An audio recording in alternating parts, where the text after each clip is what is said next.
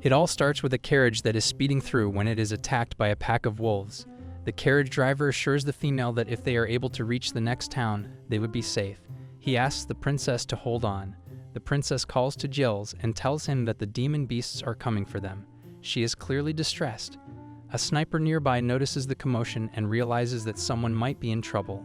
During this, the princess is still trying to communicate with Gills and is advising him to save himself. The wolves are attacking them violently when one of them suddenly gets shot. As the sniper shoots him, he reminisces on how God decided to give him a special gift, a weapon that he can take with him to the other world. God tells the sniper that he can have a weapon that doesn't exist in any other world. God then asks him what weapon he has chosen. He further asks if he wants a sword, a spear, or an axe, giving him options. After listening to all of this, the sniper asks for a rifle. After shooting most of the wolves, the sniper seems satisfied with his job. He starts to question if the degree of difficulty is only in the practice stage. He then gets ready to aim one more time, this time at the pig that he notices knows how to dodge bullets with an axe. After this, he realizes that he has received some bullet points, which he notes are great for him as he killed them with ease and decides to make some special bullets. He opens up a panel and starts checking thunder, fire, and as he is about to read what's next, the princess begins to wake up. As soon as she awakes, she runs over to Gills and begs for him to wake up. She is in shock and confused, wondering where she is when Gills begins to wake up and asks her if she is okay. The princess is filled with relief and reassures him that she is doing just fine. She finally notices the sniper and asks him who he is. He is not sure what to say but eventually says hi. The princess tells the sniper that if he is planning to do something to them, she will never forgive him, and she furiously asks him to stay away. She asks the sniper if he is an adventurer that has been hired by her uncle, and the sniper looks very confused. The princess stares, stating that she will protect Gills, and he will be fine. She mentions how her father, the feudal lord of Rebel, will not stay quiet if anything happens to her or if he lays a hand on her. Gills keeps calling to her, but she continues telling him to go home and tell his employer, her uncle. The princess then starts crying, feeling ashamed, but the sniper reassures her that it's okay, that he understood her situation, how she was being chased by demon beasts, and suddenly woke up next to a stranger. The princess regrets treating her savior like that, but he again assures her that he is not bothered by it. Gills interrupts, apologizing, stating that it was also his fault for not being able to tell the princess despite understanding the situation, and how the princess just wanted to protect him. She notes that he is a kind person and introduces Gills as her butler and herself as Ashna. The sniper asks Ashna if she is a princess based on her dress and how she mentioned that her father was a feudal lord. The sniper introduces himself as Athal, mentioning he is a traveler, and he thinks it's dangerous for her to travel in a carriage without guards. Gills then begins to explain that the truth was that the adventurers were Ashna's uncle's subordinates, but once they had left, they realized this. He also states that their goal was most likely to take the princess hostage and to steal her father, the feudal lord's wealth and glory. Athal thanks God they realized that, to which Ashna tells him that the leader of the adventurers told them himself that they decided to take a chance and escape, and that's how they got here. Athal tells Ashna that he will check their surroundings just in case there were any demon beasts around, and Ashna seems frightened by the idea. Athal reassures her that he wants to do this just out of caution, and that she should not worry. Athal gets off, takes out his rifle, turns on silence mode, and aims for the wolves, taking them out. Gills turns around and asks him about his progress. Athal tells him to stay calm as he cannot see anything around. Ashna starts to wonder how wonderful the journey would be if everything stays this calm and peaceful. Once they safely reach their destination and a bag filled with money is dropped on a table, the father of the princess says that this money should be enough to keep Athal comfortable for the time being, and that if he did not think it was enough, he would give him more. Athal looks insulted and says that he can't receive more money from him just for killing a few demon beasts. Gills steps in and tells Athal to wait, that he was the one who saved them and that he thinks it is a reasonable reward for him, and that this also includes the bodyguard role from when they were traveling. Athal tells him that them giving him a ride was more than enough, but Ashna steps in, telling Athal that Gills is right, and that aside from that, if he would like some more bread, but Athal tells her that he is good. Athal thinks to himself that the father is right, that the money he is being given is more than enough for traveling expenses and such for the time being, But he can't help but think about how he should have gone to a fortress rather than a town because he never thought that the power of a feudal lord would be this much. He comes to the conclusion that this money is not simply a reward for saving his daughter, but also an incentive for him to not talk about the incident. He ponders how if he accepts this now, he should act like nothing ever happened, that it just means he has to save this feudal lord from trouble, and he thinks about how these are adult circumstances. He tells the king that he understands and that he would gladly accept this reward, asking the king if that would be more convenient for him. The feudal lord tells Athol that if he does understand, he is glad. The king gives Athol his gratitude once again for saving his daughter and his servant. He says that he put his family in danger because of his indulgence, and that if something had happened to his family, his heart would feel frozen. He continues to saying that he couldn't thank him more, and that he is without a doubt their savior. Athol tells Ashna that he wants something from her, that he has come from a far place and is not well acquainted with the area, so it would be a great help if Ashna could tell him about the town and their cultures. Ashna replies, saying that if that is the case, she would love to help and asks him to ask her anything, but before he can, the king tells Ashna to wait. The king realizes that he is not asking for a noble point of view, but also about general information. He asks if there are any capable people, calling out to gals. Jill says that there are. The father asks Athol if he would like to buy a slave, and Ashna is shocked upon hearing this. He explains that in this state, slavery is legal, and he can buy whichever one he prefers as long as he pays the charges. He asks Athol if they should start looking. Athol finds himself in a large space filled to the brim with books. He wonders if he is in a library and why he is there. A figure sitting nearby says that it seems like Athol is awake. Athol asks him who he is, and the figure says that he is a god, and Athol can refer to him as that. Athol is shocked at the declaration. He says that they are in this kind of place, and that the figure does have a god-like appearance, that the god might be an example of what a god might be based on what he has seen in TV commercials. Athol is confused and states that if he remembers correctly, he was at home playing a game like always and questions why he is here.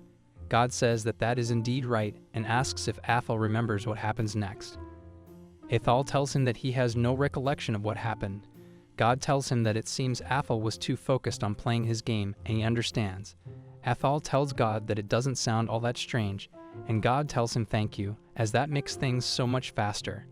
God tells Athol that he will explain to him what happened. He tells him that he was stabbed from behind, and Athol completes the sentence by adding that it was by a trespasser. Coming back to the present day, Athol is shocked at the idea of slaves, and he says that slavery isn't allowed in the country that he grew up in. He says that he can't quite imagine what slaves the king is talking about, and the king tells him that he will explain specifically what he means. Jills begins by saying that a while ago, the slaves in this state were accustomed to working, but that only slave dealers could handle them. They don't receive much education, but they must know how to read and write. Typically, they fill the roles of house workers, combatants, and craftsmen. If newcomers want to know about the trends and customs of the state, they should ask slave traders for a slave who knows the state very well. Jills believes that if he asks those people and tells them that he wants to know about the town and the culture, he is sure they would be able to accept his request and introduce him to a slave. Jills continues, saying that this might sound a bit evil, but regarding the value of manpower, he felt certain that they could be trusted, and that Athol may feel concerned about how they were being treated, but there was not much cruel treatment happening against slaves, so Athol should not worry.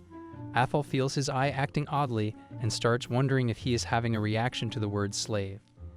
Ashna asks him if he is alright and suggests that maybe he is tired and that they should prepare a guest bedroom for him. Athol tells Ashna that he was just thinking about something but that he was fine and would like to take his leave, and he thanks Ashna. Ashna insists that he stay, and the feudal lord tells Jills to prepare his room and dinner for Athol immediately. Athol tells them that he has received enough from them, but eventually says he understands. He notes that this world is a bit different from the one he came from. As he leaves the castle, he is approached by someone who welcomes him to his shop, calling him a customer. He introduces himself as Baz, a slave dealer. He says that this store is available for all sorts of people, and it's his job to take care of and gather slaves for his customers' various objectives. He asks Athol if he would tell him what kind of a slave he is interested in looking for, and if he has a preference. Athol is confused, so Baz continues, asking Athol to tell him what race, age, appearance he prefers, and also what he wants a slave for. assuring him that he would find the best slave fitting the description. Athol starts thinking about how he has never really thought about this, but that he wants the slave's appearance to not be intimidating, that it's a bother if he stands out too much. Baz says he understands. Athol says the slave shouldn't be an old geezer and that he should be the same height as him, and that he wants a slave for the purpose of traveling. Baz says he sees, indicating he knows what Athol wants. Athol continues, saying the slave should be tight-lipped. Baz tells him that he will guide Athol to the slaves now and that he should follow him and be careful while walking. Baz then heads to a door and starts to unlock it, telling Athol that he will show him the slaves that he is most proud of. Athol follows him and sees a beautiful girl wearing quite a flattering outfit. He comments on how none of the slaves look intimidating, and none of them are old either. Baz tells him that these girls are from ruined noble families, and that even though they are old nobles, they are trained to do daily household chores, and he mustn't worry. Athol starts walking towards another door, and Baz shouts at him to wait. The next slave that they approach is a large muscled man that looks strong. Baz tells Athol that these slaves are strong warriors. He points to one and says that the dragon race man is exceptionally strong, and that this is the only store that handles dragon races. Athol asks if Baz heard him and if a dragon race would stand out too much. Baz says he understood him, and that he just thought that Athol had changed his mind if he saw one, that these are one of the few slaves that the store cares for, and that there are a lot of slaves. He asks Athol to follow him. They start walking away when they hear loud noises coming from one of the doors. Athol starts heading towards the door, saying that there is a slave behind it, but Baz says that he does not recommend this specific slave, that she already had an injury when she came there. In all honesty, Baz does not expect her to be a usable slave, as his store is a place where they make their customers' lives easier. When Athol gets close to the slave, he notices that his eyes were reacting because of her. He notices that this room is darker than the others, and he asks Baz if this treatment is against the law.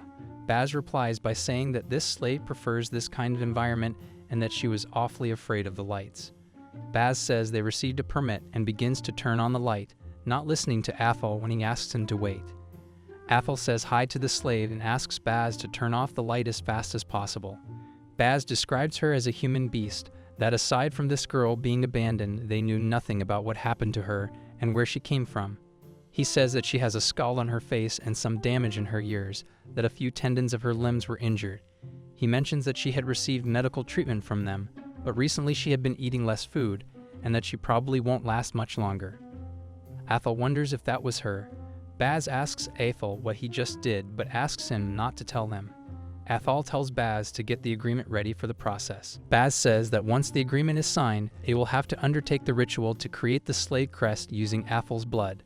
Baz explains to Athol that for the most part, people who have the slave crest cannot go against their master's orders, but this is not true when the slave is being treated cruelly or given orders for suicide. He also mentions that the master has a responsibility to provide the slave with food and clothing, and if the slave is treated harshly, the owner may face punishment.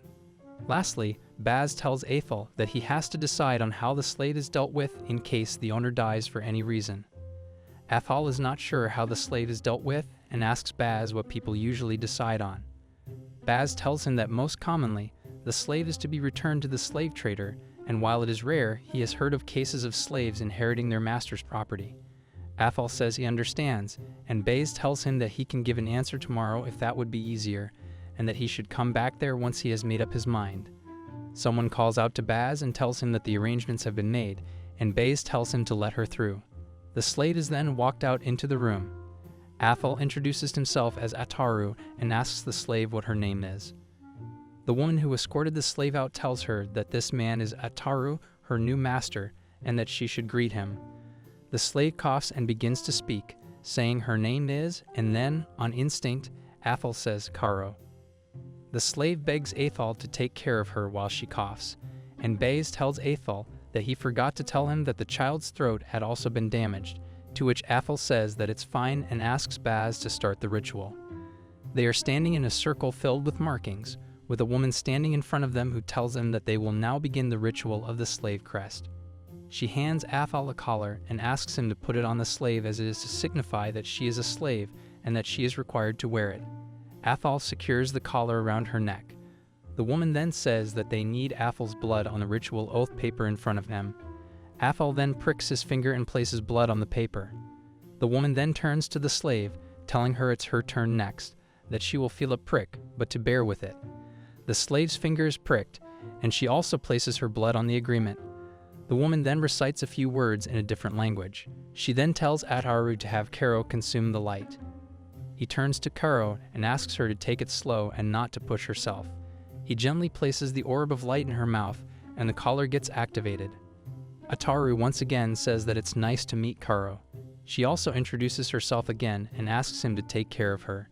As Ataru and Karo leave, Baz is seen interacting with the woman who had performed the ritual. The woman says that she hopes Karo will be treated well for the rest of her life. To this, Baz said that only God knows what is going to happen. He says that when the young man Ataru had come in, he had a gut feeling that he wasn't just an ordinary customer, and that for Karo's sake, he hopes his gut feeling is right. Athal and Karo are seen wandering off. Athal carries Karo as she continues to cough. He eventually asks her if the sunlight is too bright for her, to which she says that she is fine. Athal tells her that they are pretty far from the city and that no one should be able to see them from here. He lets down Karo and asks her if she is able to stand. He calls out to her and tells her that he wants to ask her something. He asks her if she wants the wounds all over her body to be healed. Karo tells him that that is of no use as they won't heal. He asks her what if there is a way. She says that in this world, no cure exists for her scars. She says that up until now she had entrusted her wishes to many different things, that there were people who tried to cheer her up and told her that if she wished for something, it would come true, but not a single one did as no cure exists. Despite this, what she saw during the ritual looked beautiful, like the night sky back at her home. It was so deep and dark and so shiny. She realized that that must be what she wanted to see before she dies. She says she does not know why he bought her, and she doesn't know what is going to happen to her from now on, but it felt like one of her wishes came home, and it made her feel happy. Athal asks Karo one more question. He asks her about the wounds all over her body, and if she wants to heal them. At this, Karo loudly exclaims that she wants them to heal, but Athal interrupts her and says that is all he needed to hear. He begins to go over his bullets, remembering what God had said, that with the power he had now, creating bullets that have magic on them should be simple, that he could create bullets with fire or thunder magic and hyper-healing bullets. He takes a step back and asks Karo if she knows what the item in his hand was, but Karo says she doesn't. Athal asks her if she is scared, and she says she is. Athal begins to aim, asking Karo to believe in him, and Karo agrees. Athal aims and shoots. Karo gets shot, and she says it feels like she has been embraced by a gentle light and begins to question what happened to her. She says her body feels hot and something that feels like pain. She says that she has forgotten how pain even feels, that her arms and legs stopped moving so long ago that eventually things had become numb and the pain had disappeared. But now she remembers her own nostalgic pain. She realizes that with this, she can walk just like she used to, that she can run. She asks Athal what he did, and he comments on how her real voice is cute. This brings tears to Karo's eyes, and she embraces Athal tightly. It has been about an hour, and Karo keeps on crying, but she is finally beginning to calm down. She apologizes, saying that she must have been a bother. Athal pats her on the head and asks her if she has calmed down. He then asks her to move around a little bit as he wants to check how well the healing worked. Karo looks at her hand and starts bouncing around. Athal thinks that the hyper-healing bullets were a success as he notices her chest bouncing. Karo says that she can move, that everything is alright, and Athal says that that is great. Karo thanks him over and over and hugs him. Athal tells her not to push herself as she just got better. Karo asks him why he helped someone like her. He says that there is a lot that he wants to talk to her about, but first, they need to do something about her clothes, and they start heading back to town. They go to a shop, and the salesman thanks Athal for waiting, asking him to feast his eyes on his companion's incredible transformation, their store's most famous item, the forefront of fashion. He says that this was what every girl in Ribal wanted to have, using the refined clothes from Ashna, the daughter of their lord. Athal says it looks good and asks Karo if she likes it. Karo says she likes it a lot, but that it was a shame for someone like her to have such pretty clothes. Athal tells Karo that she is allowed to speak her mind freely, and that if she won't, he won't understand her. She then says that she wants to be of use to him, so that if something comes their way, she doesn't know if she would be able to do anything. The salesman says that it seems to him that Athel's companion is a rabbit beast man, that most types of beast men generally have high physical capabilities, so he believes that Karo is trying to say that she wishes to have clothes that are easy to move in to be able to protect her master. Athel tells Karo that she looks pretty good in her new clothes and that they seem easy to move in. At this, Karo happily thanks Athel. He says that they need to start by finding a place to stay and asks her if she knows any good places. She apologizes, saying she doesn't. She mentions that since she became a slave, she has not been out much. Athel says that makes sense and there is nothing she could do about it. He says they will just have to find a decent place, at which point he hears someone ask if they are looking for a place to stay. Athel says yes, and the girl welcomes them to her place. She tells him that this is a famous place in the town. The girl grabs Athel and drags him away, telling him it's right this way. They arrive and she shows them the inn, welcoming them and telling them it's called the Spirit Tree. She introduces herself as Flana, the poster girl. They walk in and Athel says that it has a nice feel to it and that they can stay there. Hearing this, Flana cheers and calls out to her mom, telling her they got 2 people. Her mom asks her to stop causing a ruckus but walks out. She then apologizes to Athel and Karo for her daughter and confirms that they are just 2 people. Athel tells her that she is right and he asks her for 2 rooms for 7 days. The mom tells Flana that she did a good job bringing in good customers. The mother then asks them to write down their names in her register and she asks if they can pay in advance. Flana approaches Karo and asks her if Athel is her master, and she says yes. Flana tells her that in their inn, they have a big public bath area with a natural hot spring. Karo thanks her and tells Flana that she will let Athel know. Flana suggests to Karo to wash her master's back. Athel returns and asks Karo to go to their room. Karo holds his hand and he asks her what the problem is. She tells him that Flana told her that they would have the public bath to themselves for an hour. Athel says that that is great and that maybe they should take a bath before eating. Karo hesitates, trying to say something. Seeing this, Athel asks her what's wrong. She then asks him if he wants her to wash his back. He tells her that she doesn't have to do things like that and tells her to go by herself. He encourages her to go and relax in the bath, and as Karo hesitates, he reassures her that it's okay. Karo reaches the bath and notes that she has never been in a bath this big. She strips and looks at herself in the mirror, realizing that all her burn scars are gone. Athel knocks at the door, calling out to Korra. She asks him to come in. She says she is back and she thanks him for letting her go first. Athel questions how she is out already and tells her she could have stayed longer. He says he will get going and asks Korra to wait, and she sits down on the floor. Athel asks her what she is doing, and she says that this is how she was taught to conduct herself. Athel picks her up and put her down on the bed, telling her to sit, and that she doesn't have to do that anymore. She reminds him that she is a slave.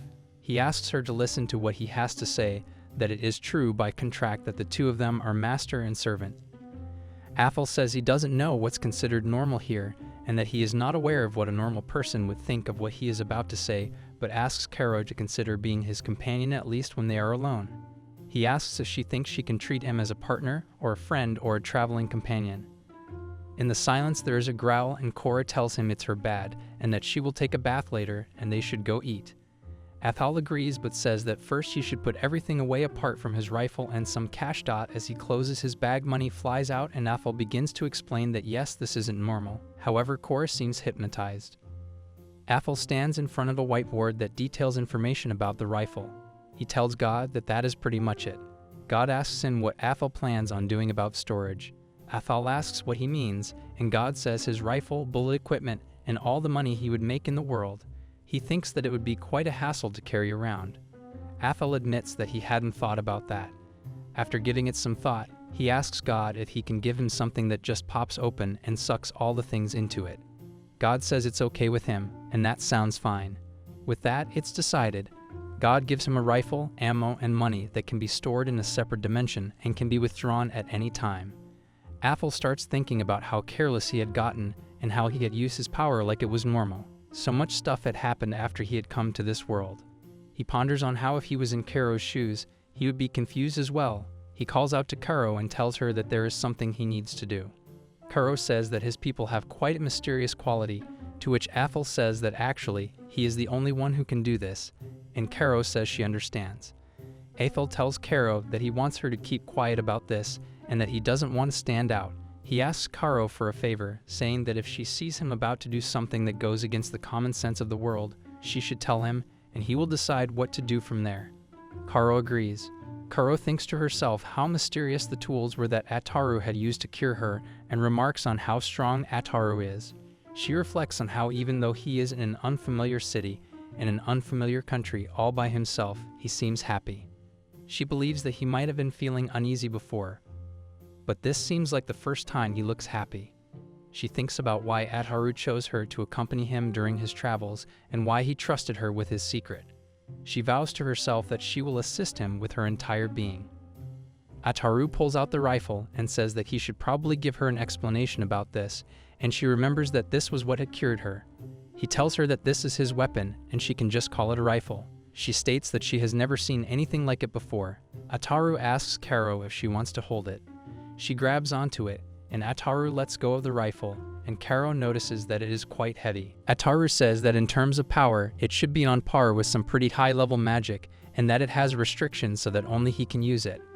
That if by any chance it gets stolen, it won't be able to be used for anything bad. Ataru tells Karo that this is a secret, and Karo acknowledges that it is just to be kept between them. Karo falls, and Ataru grabs her, saying he had forgotten that she had just recovered, but Karo says that she is just hungry.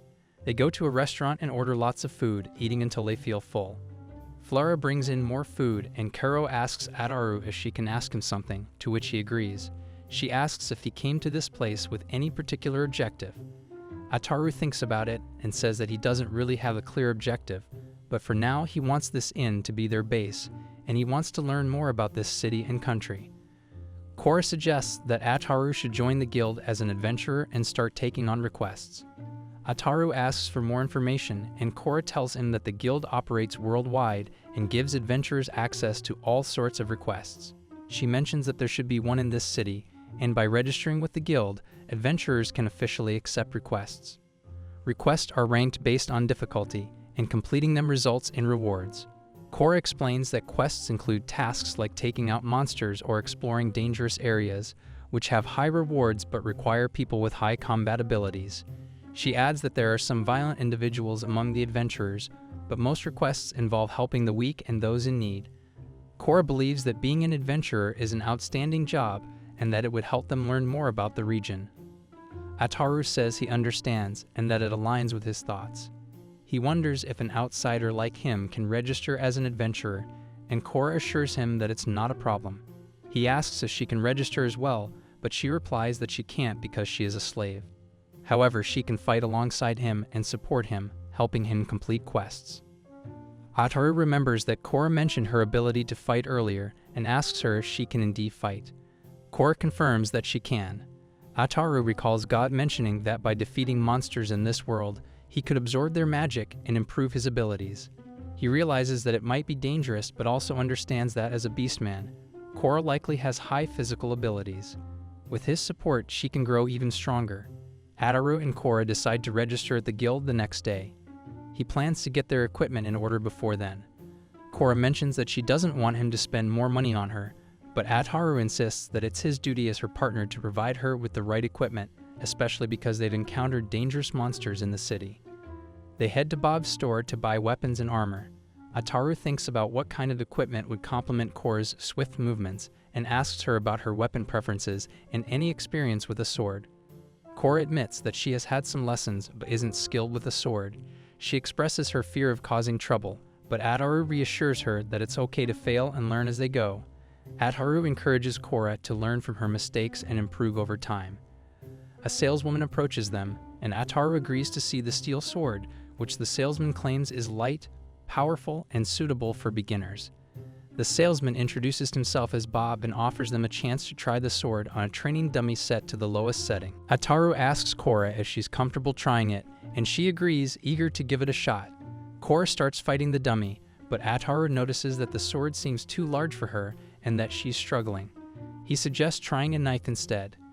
Korra gets back on her feet, takes a knife, and defeats the dummy surprisingly quickly, leaving Ataru amazed. Korra expresses her excitement and mentions that it's her first time using a knife, but it felt natural to her. Bob offers them some additional equipment, including a hair accessory, a breastplate, knee guards, and 3 steel knives. Korra asks about the price, and Ataru confirms that it's acceptable. Ataru and Korra are drawn to a framed knife on the wall, and Ataru asks Korra if she's interested in it too. Korra confirms that it caught her eye and mentions that the knife has a unique aura about it. Bob remarks that it's interesting how they notice the weapon's class and praises Ataru's keen eye for detail. Intrigued, Ataru asks Bob about the weapon, still unsure of what it is. Bob enthusiastically removes the frame from the wall and explains that such items are rare in his store. He unveils the weapon and reveals that it's a sword of unparalleled power, a magic weapon that could be considered legendary. Korra is shocked by this revelation, questioning if it's one of those magic weapons from Legends. Ataru remains skeptical. Bob continues to explain that they acquired this sword from an old adventurer friend who found it in a dangerous dungeon. He describes the sword as a magical weapon with unique abilities, capable of granting its owner special powers. He emphasizes that this is a remarkable piece of equipment that any adventurer would dream of possessing. Ataru inquires about the sword's powers, and Bob confirms that it does indeed possess unique abilities. He explains that the magic weapon can increase the reaction speed and movement speed of its wielder, and it's adorned with beautiful carvings and gems, making it not only powerful, but also artistically appealing. Ataru is interested but concerned about the price. Bob reassures Ataru that the sword is quite affordable, priced at just 20 gold coins. Korra is visibly surprised by the low cost, and Bob emphasizes that it's a great deal given the sword's quality. Ataru contemplates the price, realizing that he can easily afford it with the money he currently has. He reflects on how he still doesn't have a good grasp of the value of money in this world. Ataru engages in a conversation with Korra, trying to understand her perspective on the expensive sword. He asks her if she would want it if it were more affordable. Korra admits that she finds it highly desirable if the price were lower. Ataru makes a decision and tells Bob that he'll purchase the sword at the offered price. Korra tries to stop him, but Ataru insists, emphasizing the importance of making the right investments up front. He places the money on the table and then negotiates with Bob for a discount on the other items they plan to purchase. Bob agrees, expressing anticipation for their future business dealings. They leave the store, and Achura hands the sword over to Korra. She is surprised that even though she is just a slave, Achura bought her the sword. Achura tells her not to worry about it, that if her abilities increase with the magic weapon, it'll make it easier for her to fight, and that it was a necessary investment for the future. He adds that defeating monsters makes them stronger, and having a good weapon from the start is going to reduce the risk and help her grow faster. He says that he has high hopes for her as a companion on this journey. Achura tells Korra that if she worries about every little thing he does, she is going to sigh a lot more from now on. Korra says that it's okay, and she thinks she is starting to understand that that is just how Achura is. After this, they start heading back when they see a building that Korra recalls Bob told them was the guild.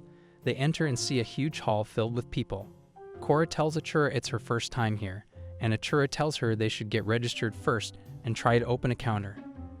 The man behind the counter asks how he can help them, and Achura tells him that they want to register and if this is the right desk for that. The man says yes and introduces himself as Boris, saying that he will be in charge of their registration and that he is pleased to make their acquaintance. He gives them a form and asks them to fill it out. Achura asks if he has to fill out the whole thing, and Boris says that while the name is necessary, his occupation and specialties are optional. However, it would make it easier for them to introduce him to other parties if they filled it all out. Achura agrees and starts filling it out, after which Boris asks him to wait while he goes over the form. Boris is shocked to see just Achura's name, and he asks if he is alright with this. Achura says that he will leave the rest up to him. Boris says he understands and asks for a moment as he goes through all the paperwork. Korra asks Achura if that was actually alright, and Achura says it's fine, that he doesn't want to join any other parties anyway, and that his abilities are their secret. Korra understands. The man behind the counter says that they may proceed by making a guild card and asks them to touch a crystal with their hand. He says that with this crystal, their information will be carved on their guild card and to remain still until the procedure is complete. Ataru uses this time to inquire about how the guild works.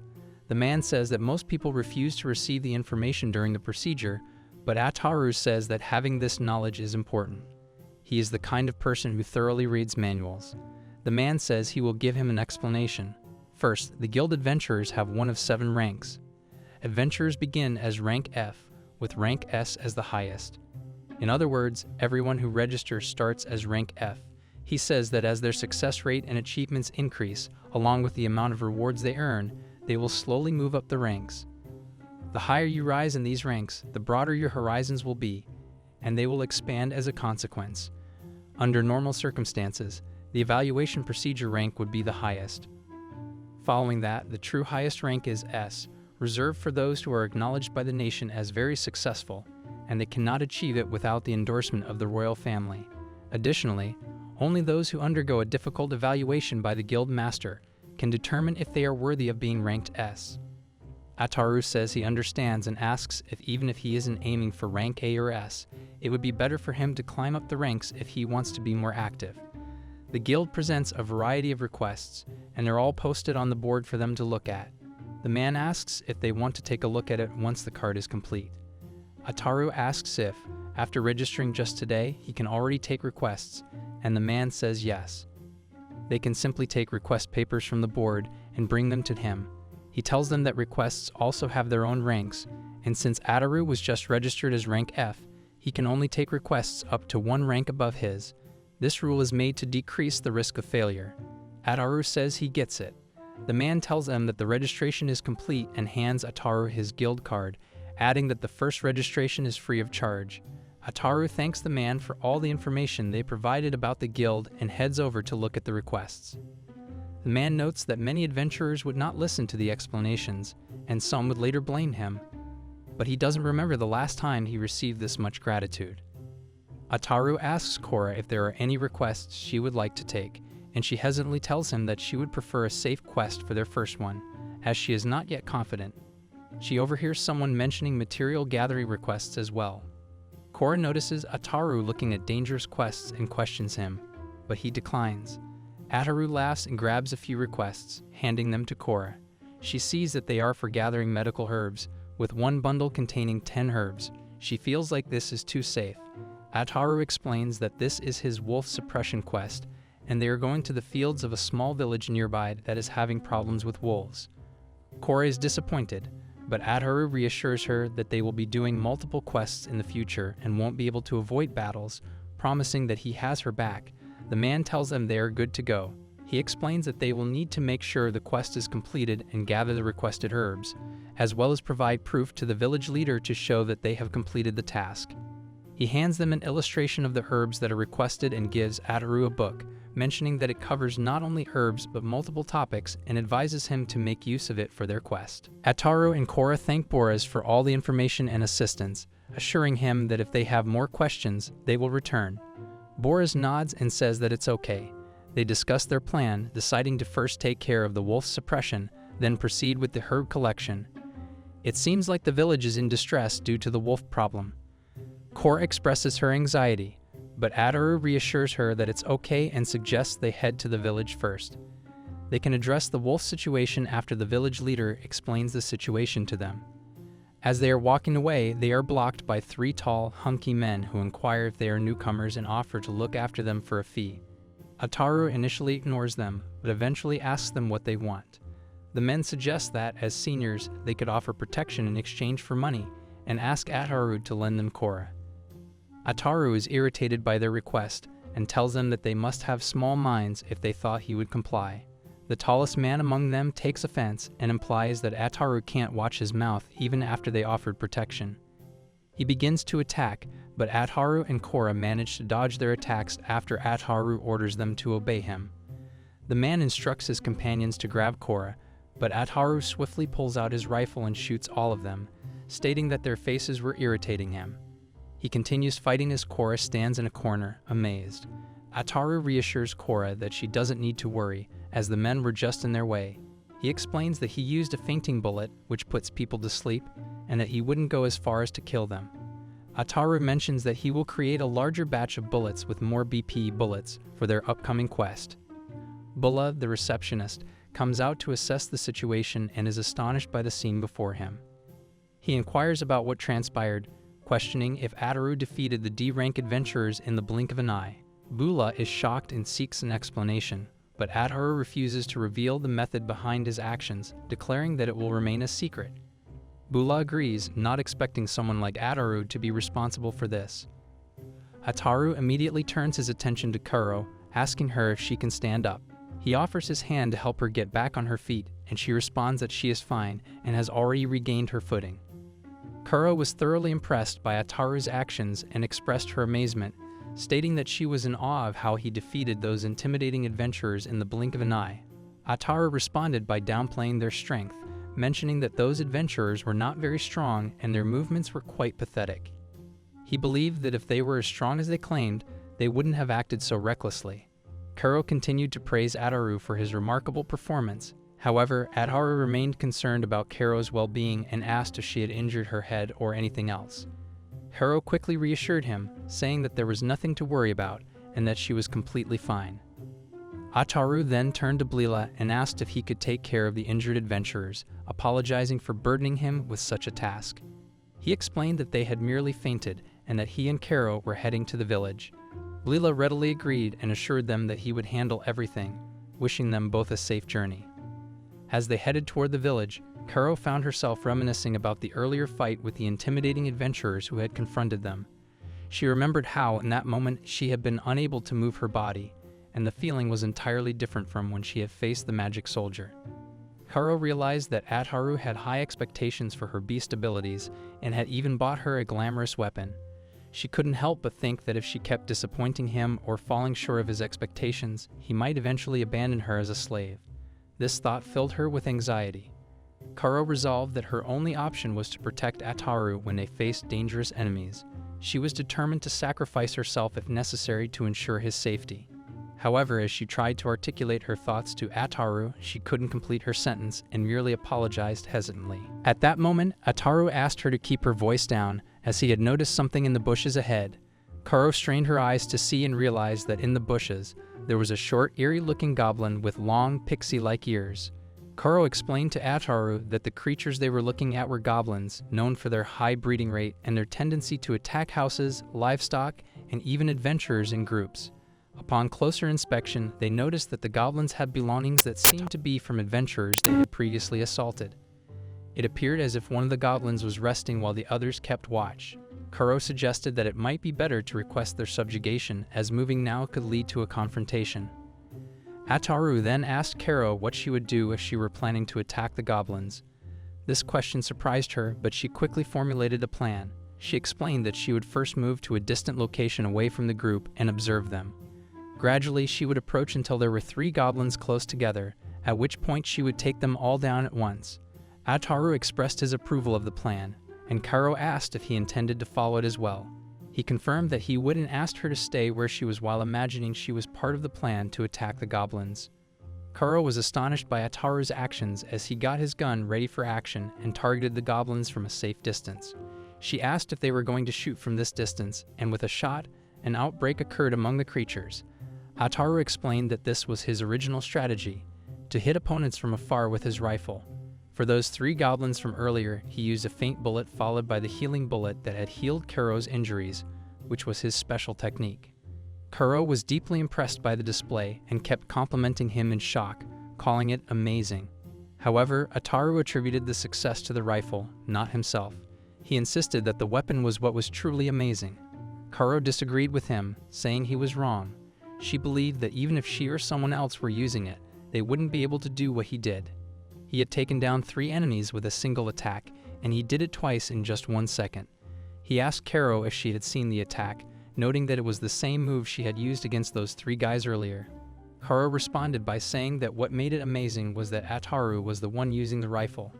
Ataru thought to himself that even Bula had witnessed it, and he had initially believed that Kuro hadn't understood it at all. However, he realized that Kuro had grasped the situation perfectly, and he thought that her abilities might be even better than he had initially thought. He held her close to him and reassured her that she should have faith in herself and not be afraid of failure. He explained that failures were a part of the learning process, and with each failure, she would gain experience to improve her abilities. As he patted her head, Kuro's eyes filled with tears. She jumped onto Ataru, hugged him tightly, and expressed her determination to do her best and work things out. Ataru comforted her, telling her that everything would be alright. Since she couldn't register as an adventurer, they would share the rewards from their quests, and she could use the money for whatever she wanted. He asked her to stop crying, trying to soothe her. Ataru and Karo finally reach the village, where an old man welcomes them to the West Stamp village. Ataru informs them that he is the adventurer they asked for. The old man introduces himself as Pablo, the mayor of the town.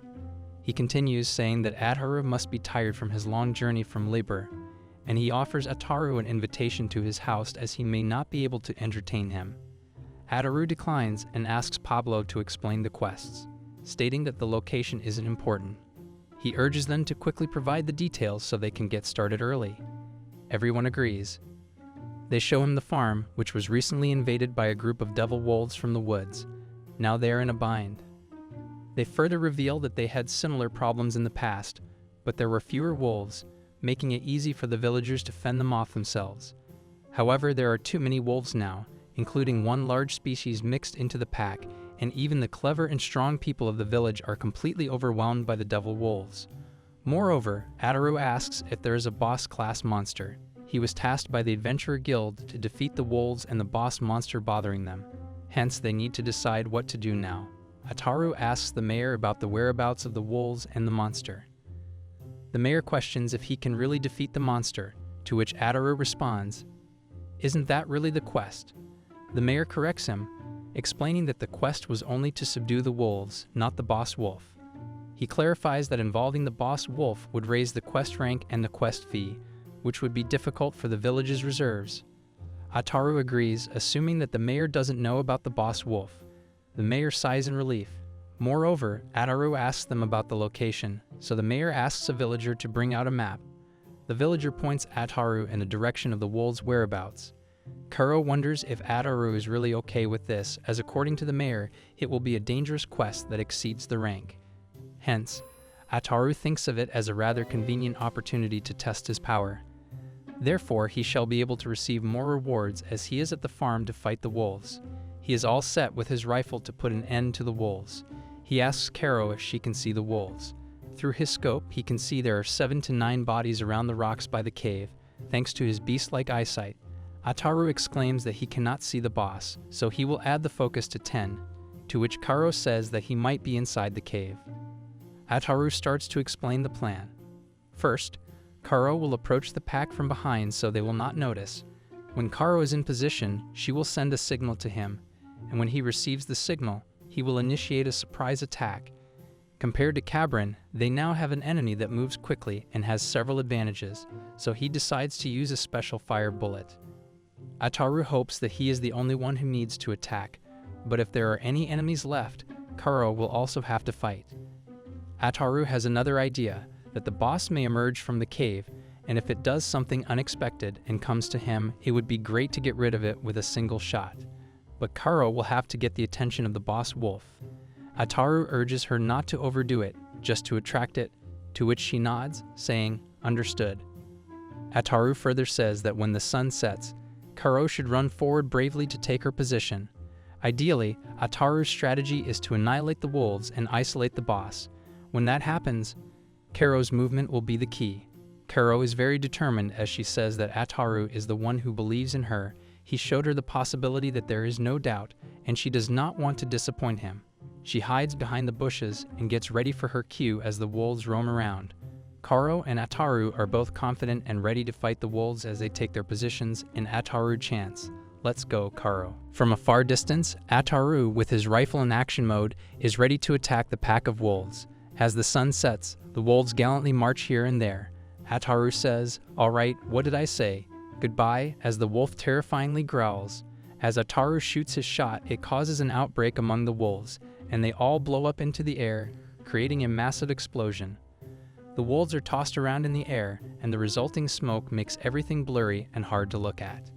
Kuro is still behind the bushes, ready to attack, while Ataru hopes that no enemies are left, and he is the only one needed to attack. Kuro is determined to have her turn. As the smoke clears, 2 wolves come running and growling through the woods. Kuro comes out of the bushes, ready to attack the wolves. She uses her magic weapon and says, "Magic weapon, lend me your power." The magic weapon grants her so much power that she rises in the wind, slashes the enormous wolf with her weapon, and the wolf falls down with blood all over it. Kuro is very intrigued by the weapon as she talks about how amazing the weapon is. It's like she was riding the wind with her body. She thinks to herself that this is what the ability of the magic weapon feels like. Karo feels a lot of power inside of her as she exclaims, "I can do it," and slashes the wolf again. It becomes a vicious cycle of Karo fighting the wolves. She fights off one wolf, and as another one jumps on her from behind, she successfully defeats it as well. Karo magnificently defeats all the wolves that come her way and starts to walk away with the dead bodies of the wolves lying around her, hoping that all the wolves will be wiped out after this. She stands outside the dreadful cave of the boss wolf with determination. As she stands outside with determination, the boss wolf walks out. It has enormous hairy paws with deadly sharp nails, an evil glare, and Karo is terrified as she says, "That's the wolf, boss?" "Yeah?" The wolf has extremely jagged teeth with drool all over them, and Karo cannot believe that there is no way this is the end of it. The boss wolf was a behemoth creature. He was extremely huge, black, hairy, and terrifying to look at. The subjugation request was acceptable to the adventurers of ranks or higher. The wolf type was an advanced monster. Hataru is extremely astounded as he sees the boss wolf through his rifle's scope. He says, "Is that a wolf, boss?" He thinks to himself that if he is not mistaken, it is the same wolf that is listed in the guild's book. Dark red fur that looks muddy, 2 times bigger than a normal wolf, and capable of an extremely strong attack thanks to its huge physique. These traits also complement its high agility.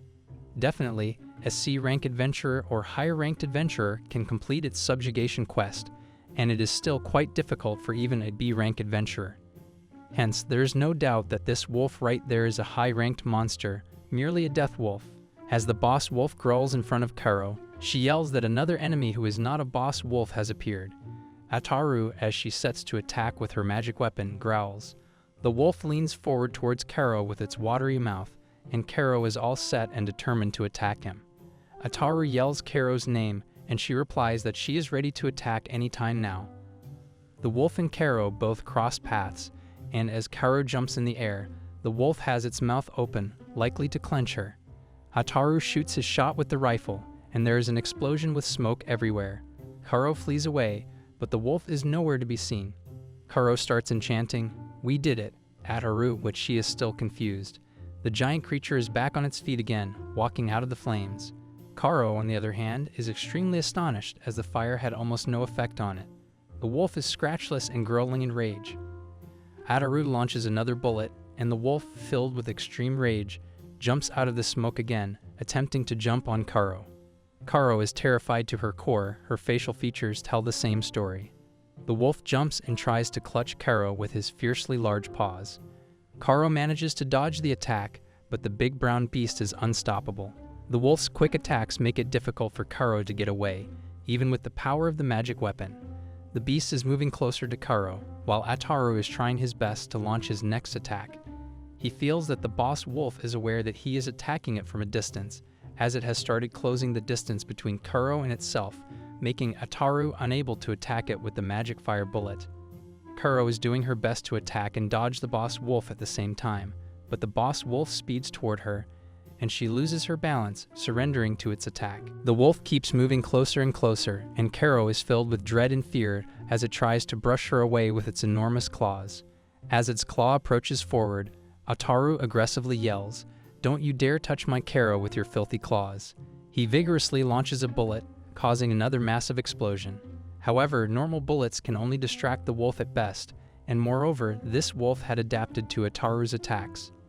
He cannot aim well because its movements are unpredictable. The dreadful creature, the boss wolf, runs forward, extraordinarily uncanny and unharmed from the attacks. It seems like his magic fire bullet cannot land a fatal wound even if it was a direct hit. Ataru was not expecting such a big enemy to appear like this. He was proud of his choice as he had made another magic bullet just in case, but Ataru further emphasizes, "That is what I want to say, but..." On the other hand, Karo yells that the sun is about to set, and the situation will end up getting worse for both of them once it gets dark. She also believes that besides, they can't stop it if it were to flee from them now. To which Ataru replies that if the death wolf runs away now, it will definitely come back to attack the village, and if it comes to that, the people in the village will suffer. Ataru and Karo are ready to attack once again. Ataru concentrates on the rifle scope, while Karo is all set to distract the wolf once again, as it leans towards her with a dreadful glare in its eyes. Ataru is all set, and on the other hand, Karo runs towards the wolf, and the boss wolf growls towards her. As Karo is running towards the boss wolf, she prays to her magic weapon to give her more speed and strength so she can move faster. Moreover, she runs through the air and bravely strikes through the boss wolf, causing him some serious damage. The wolf growls loudly with pain as Karo slashes the magic weapon through him, cutting through his furry skin. The wolf continues to screech with pain, and there it was, another direct hit. Karo is trembling with fear as the wolf runs in circles. She is extremely confused and falls to the side of the ground as her magic weapon falls through the air. The wolf gets back on its feet again, roaring with rage and drowning Karo in fear. The boss wolf is unstoppable once again, not willing to end the fight. Its mouth is wide open, with its tongue out, and its aggressiveness is at its peak. Karo, on the other hand, is also confident that she can still fight the deadly beast. Ataru appreciates Karo as she did a good job at stalling the beast and buying some time for him. He exclaims with anger, "This is the end," as he shoots his last magic bullet. The boss wolf went berserk after this attack. It seemed like the attack did some serious damage as he howled, fighting for his life. The bullet tore through his fur, making him lose his balance as he wouldn't stop screeching and roaring. Karo was still uncertain. Hence, the boss wolf was again up on his feet, proving to be unstoppable once again. The dreadful beast yet again leaned towards Karo, and she was scared and extremely uncertain. The boss wolf roared once again. Ataru was quite impressed by the boss wolf as it withstood a shot like that. However, there was still more to that bullet. He buzzed and took out the bullet. The bullet caused a jolting electrocution of the boss wolf as extreme bolts of electricity coursed through its body. Karo covered her face in fright as it was difficult for her to withstand the jolting. The boss wolf was in staggering pain and his power died down. A massive explosion happened, and as the explosion ended, Ataru asked Karo if she was okay. Somehow she was lucky as she had landed on something soft when she was knocked away by the explosion, so nothing serious happened to her. She assured Ataru not to worry. When Ataru heard that, he told her he was glad to hear that the boss wolf was successfully defeated and lying on the ground. But to think it took them this much time to beat it, it was rather tough. To which Karo agreed. Its strength was extraordinary and totally different from any other wolf. Anyways, their first quest came to an end, and the fight they had was utterly amazing, more so than Ataru could have ever imagined. He appreciates Karo for all her hard work, to which she replies that all the credit goes to the effects of the magic weapon which Ataru bought her. The magic weapon was the reason why she could move so freely, to which Ataru says that investing way ahead of time was definitely the right call. Suddenly, Karo starts to lose her balance, and as this happens, she gets flushed with fear. Ataru holds her and stops her from falling down. He asks her if she is alright, as it looks like her leg was injured or something. But she continues to apologize and disagrees that it is not like that, saying, "It is definitely not like that, Ataru." She further tells him that she was so relieved that her legs started to lose their strength. It was their first real battle, so it is understandable. Ataru tells Karo that from now on he will be counting on her, and she nods along. Therefore, they decide to go back to the village and report back to the mayor that the subjugation of the wolves is complete. They wonder what was bound to happen after that, but they know one thing. The villagers will be happy to hear the news that the wolves have been subjugated. While heading back, Ataru and Karo stop at a place where there is a quest for gathering medicinal herbs. The quest instructs them to collect leaves of medicinal herbs, with 10 leaves making up a bundle. If they can collect more than 10 bundles, they can sell them at market price. The book that Ataru got from the guild had some information about environmental conditions, and apparently, this was the place where all the medicinal herbs grow. It's a huge open valley with greenery everywhere. According to Karo, there were no signs of people setting foot here, which means this place is a well-hidden spot. As she reads through the book, she starts collecting the herbs, and Ataru says, "Let's start gathering the medicinal herb leaves at this spot." After the extermination of the wolf pack and the death of the boss wolf, they reported everything that happened to the village's mayor. The mayor was extremely astounded as he asked in a very confusing state, Did death wolf?" The entire town was in shock, and many questions arose. Some asked how did it happen. Some asked if it wasn't the boss wolf that was leading the pack, what was the monster like, and what was it doing near a human settlement? Judging by the reaction of the chief and the villagers, it appeared that they were completely unaware of the presence of the boss wolf. The village's mayor bowed down and fell at Ataru's feet, asking for forgiveness for exposing him to such danger. He was extremely apologetic and couldn't apologize enough. On the other hand, all the villagers began defending their chief, saying that he was not at fault. They were the ones who asked him to seek help. If Ataru and Karo were to blame someone, it should be the villagers. The villagers assured that they would make the payment for the quests, but they needed some time to do so. In response, Ataru stated that he had never intended to ask the villagers for anything extra. They had made it out safely after the fight, but he did have one concern. Unexpected situations like this one could be better managed if the village provided accurate quest details in the future. He further emphasized that he understood the village had financial issues, but one couldn't trade the village's safety for financial considerations.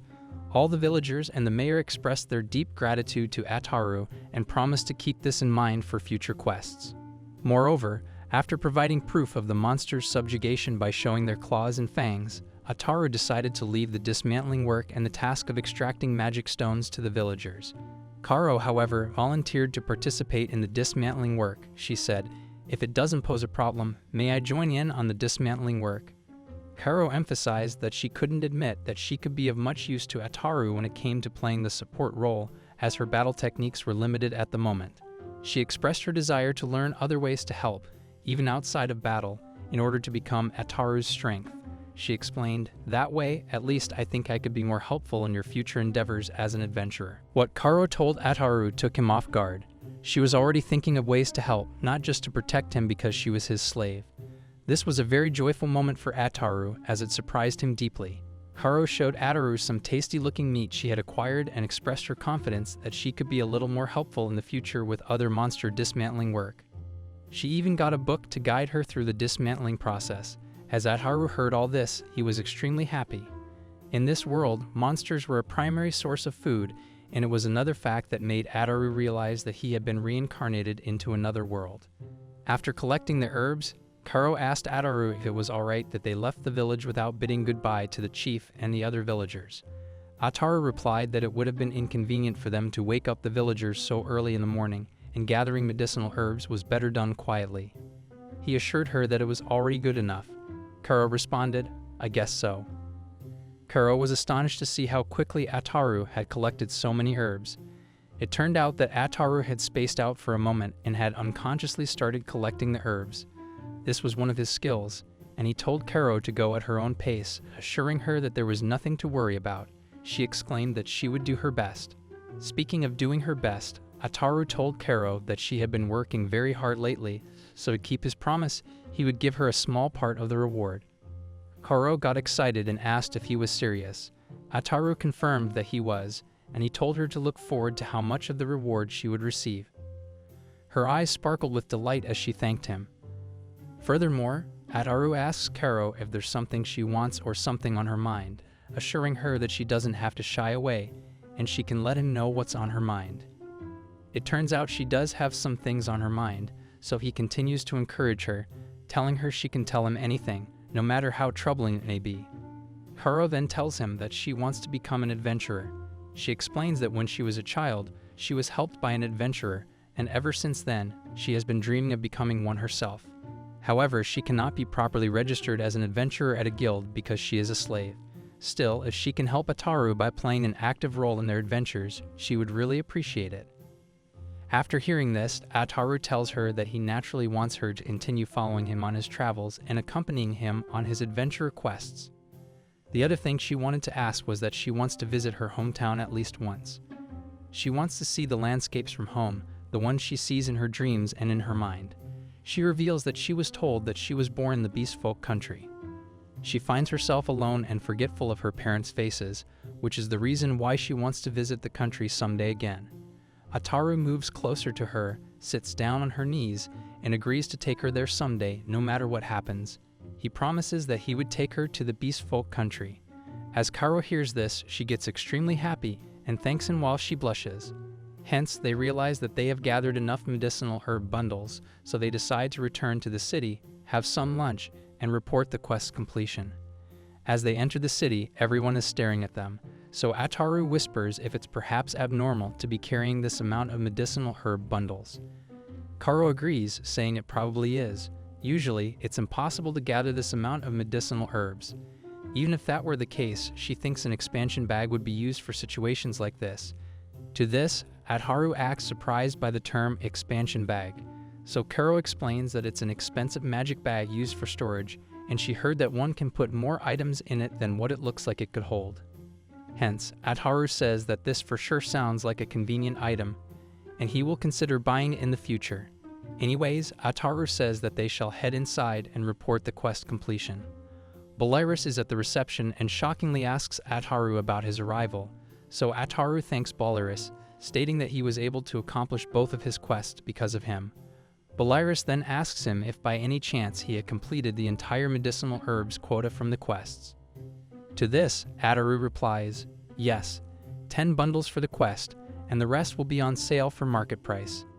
He further hands over the documents from the village chief and magic stones as proof of the wolves' suppression quest. After seeing all this, Bolaris calls over Smithkun and asks him to gather any few available personnel to take care of this as this is urgent. Bolaris has sweat all across his face as everything was uncanny to his mind. Bolaris asks Ataru to come with him, to which Ataru says he can come back tomorrow as a lot was already going on there, and it looked like things will take some time. But he refuses and says that is not the case, asking Ataru to follow him. Ataru and Kuro look at each other with uncertainty as Bolaris asks Ataru to enter through the counter. They both follow him up the stairs. Bolaris knocks on the door and says, "It is Bolaris. I have brought the two of them." They enter the room, where they are greeted by a tall woman with pixie ears and long hair. Her name is Franphilia, and she is the current guild master of this branch. The guild master thanks Bolaris and asks him to leave. She then invites Ataru-sama and Kuro to have a seat, introducing herself as Franphilia, the guild master of the branch. Ataru-sama introduces himself and Kuro as his travel companions. First, she apologizes for summoning them so quickly, explaining that there's something she wants to discuss with them. They sit, both feeling unsure of what's to come. Suddenly, the guild master takes out the Death Wolf's magic stone, leaving both of them astonished. They realize that this could be bad news because it is discovered that the chief of West Stamp Village cheated on their quest. There could be consequences. To avoid suspicion, Ataru-sama acts naive, saying, "Did we turn that one in by mistake? We messed up."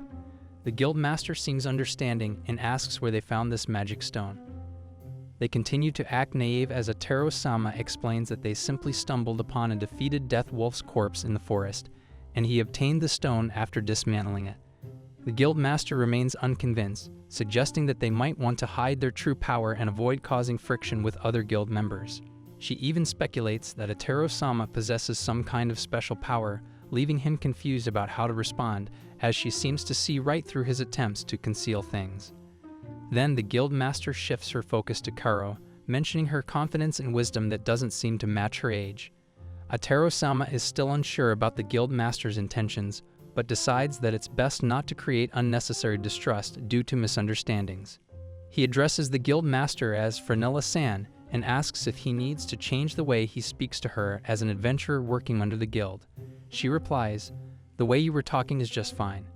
The guild master continues to emphasize that Ataru-sama appears to be someone who understands many things, including how to defeat a death wolf. They both stand there with an absolute lock on their mouth. Then Ataru says, "I guess I don't have much of a choice even if I try to deny it. You will just keep insisting otherwise." So Ataru decides to tell her everything on 3 conditions. Ataru asks her to write the conditions. The first condition is to revoke any penalty given to the villagers. The second condition is for Frenella to keep whatever he says in this room as a secret. Lastly, the third condition is that Frenella has to personally buy the wolf magic stone. She understands all the conditions, and they move forward. First, she tells about the quests from the West Stamp Village. At first, they were just tasked to subdue a normal pack of wolves, but when they got there, they found out that there was also a big boss-sized wolf amongst the pack, and when they actually encountered it, judging from its features, they were able to deduce that it was a high-level demon, a death wolf. 2 of them miraculously defeated it in the end. The guild master stays quiet and looks at both of them for a second. Ataru shows her his weapon and tells her to think of it as a magic weapon capable of long-range attacks. He further says that he does not want to tell her the details of how it works. The The guild master says that she doesn't mind, since it is a given that an adventurer would not expose everything in their arsenal. Referring to Karo, the guild master says, "Is she in the recovery support?" So Ataru explains that Karo's role was related to close-quarter combat. He continues to tell her that they then lured out the pack leader who was hiding in the cave, and first the two of them attacked the group of wolves.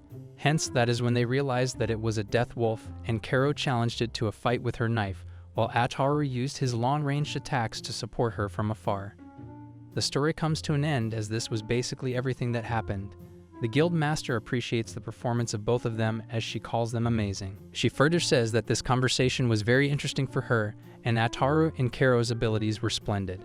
She is looking forward to their further adventures in the future in the guild. Moreover, she apologizes for taking so much of their time, as they were already tired. They both were shocked at how she was done so early and asked both of them to leave. Now she knows everything she wanted to know, and she smiles politely at them. However, the guild master points out that it will be inconvenient for Karo as she did not have a guild subscription. She further says that she will help Karo get a guild subscription and asks to consult with Bolaris downstairs. So he says, "Is it really that simple?" She further says, "Don't worry. Things like this happen very often." The guild master asks Ataru to keep supporting her activities. Karo was utterly grateful, hence they leave the room with a little sarcasm.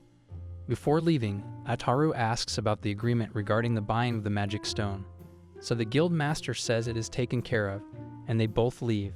As they both were leaving, the guild master watches them through and thinks to herself that Ataru is a very interesting boy. Moreover, Karo bursts into tears as she finally gets her adventurer card that made her childhood dream come true. Ataru congratulates her on her finally becoming an adventurer. This moment was so surreal for her that she thought she was dreaming. Then Bolaris tells her that she still needs to send the quest alone, and she might end up getting a reward.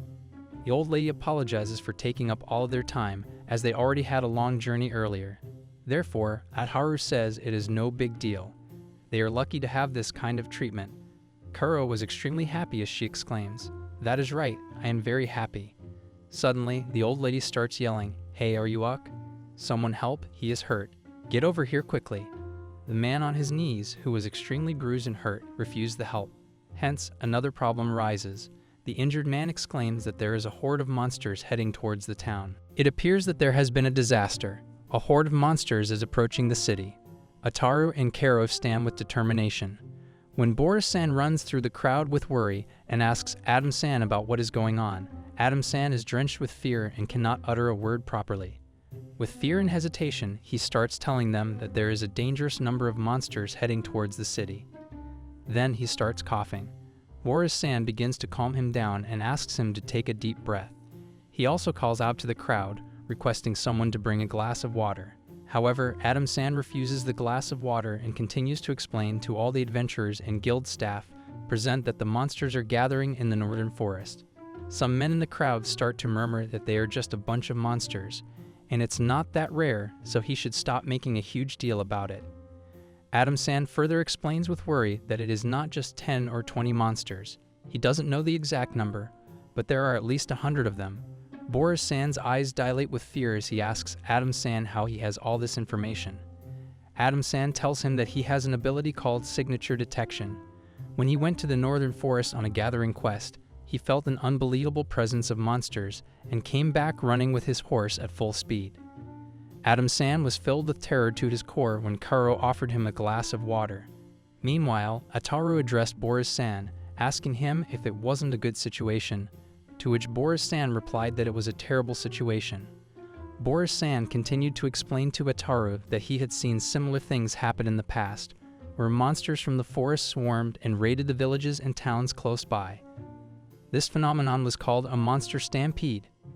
Ataru was confused as he thought to himself that Boris-san could not have gotten this nervous, so they should move right away to confirm the situation. Ataru asked Boris-san what they should do, to which Karo suggested that for now, they should consider what countermeasures they could take. Boris-san agreed and said they should start by looking over previous records when suddenly a voice from the background said, "Boris-san, I will take it from here." It turned out to be the guild master herself. The crowd was amazed to see her as she rarely came out, and none of them had ever seen her. She proposed a plan that if the current information was confirmed, it was possible that the horde of monsters would come after Livra City. Therefore, she wanted to raise as many adventurers from the guild's forces as possible and have them dispatched to clear out the monsters. She announced that the guild would be looking for any participants willing to take part in the subjugation battle. The only condition was that you had to be an adventurer registered at the guild, regardless of your rank. The participation reward would be 5 silver coins, with additional rewards issued after the battle depending on the results.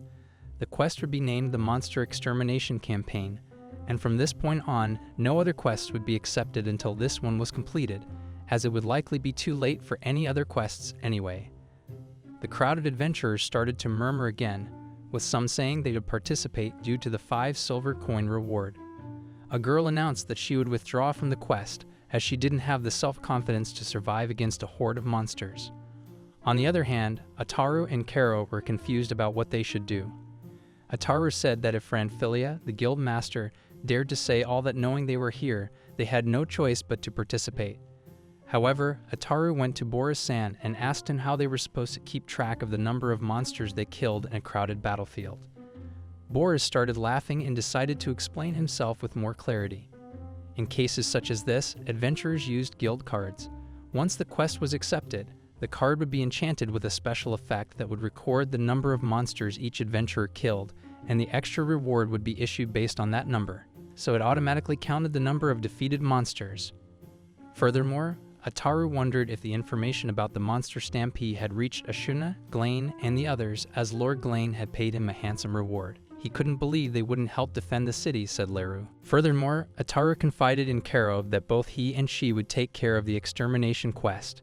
Boris-san, on the other hand, was quite relieved knowing that Ataru and Karo would be joining the quest too. He called them up to the reception when suddenly the group of adventurers who Ataru had fought with earlier appeared, asking Ataru and Karo to decline the quest as they were in the F rank. Ataru started laughing and then argued that the guild master herself had said there was no rank restriction on the quest, so anyone could take it. It meant there should be no problem with him and Karo taking it.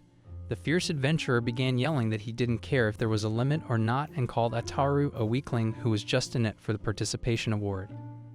The other adventurer stood eye to eye with Ataru, saying they couldn't let such a thing slide through. The guild master walked down the stairs and asked everyone to maintain silence. She further urged everyone to maintain silence, emphasizing the emergency situation and the very survival of the city of Libur. She forbade adventurers from engaging in petty squabbles with each other. All the adventurers stopped talking as soon as they heard her.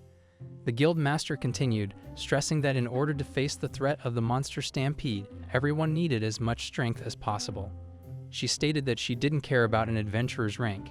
If they were willing to risk their life for this mission, they were welcome. However, the D-rank adventurers still didn't back down. One of them accused Ataru and Karo of taking the silver coins for participation and potentially running away with the reward. Ataru responded by saying, "That goes for you, doesn't it?" This infuriated the adventurers, and they began cursing Ataru and flaunting their D-rank status. The guild master proposed a competition. They would compete against each other in this monster-slaying battle. She laid down the rules that the one with the least number of monster kills would give all the participation rewards and additional rewards for defeating one monster to the other party. The D-rank adventurers disagreed with this condition, but the guild master insisted. On the other hand, she asked Ataru if he was willing to accept the challenge, to which he replied that since the number of monsters killed was recorded exactly on the guild card, he and Karo were willing to take up the challenge. One of the adventurers chickened out, but his fellow partner tried to persuade him, stating that there was no better condition to get an adventurer's blood boiling. However, the adventurer decided not to participate. Other people from the crowd began urging that they would do it instead. The leader of the adventurers who had initially backed out got angry, claiming that he never refused to participate while his partners were still unsure. Eventually, they all gathered together, and the leader persuaded his fellow adventurers, convincing them that they could easily defeat Ataru. Finally, they all agreed. The crowd started betting on the victory of the D-rank adventurers. One of them disclosed the information that Ataru had recently defeated a death wolf. The guild master apologized to Ataru for dragging him into all of this, stating that it was a small price to pay for such a reward, as long as it inspired the adventurers to do better.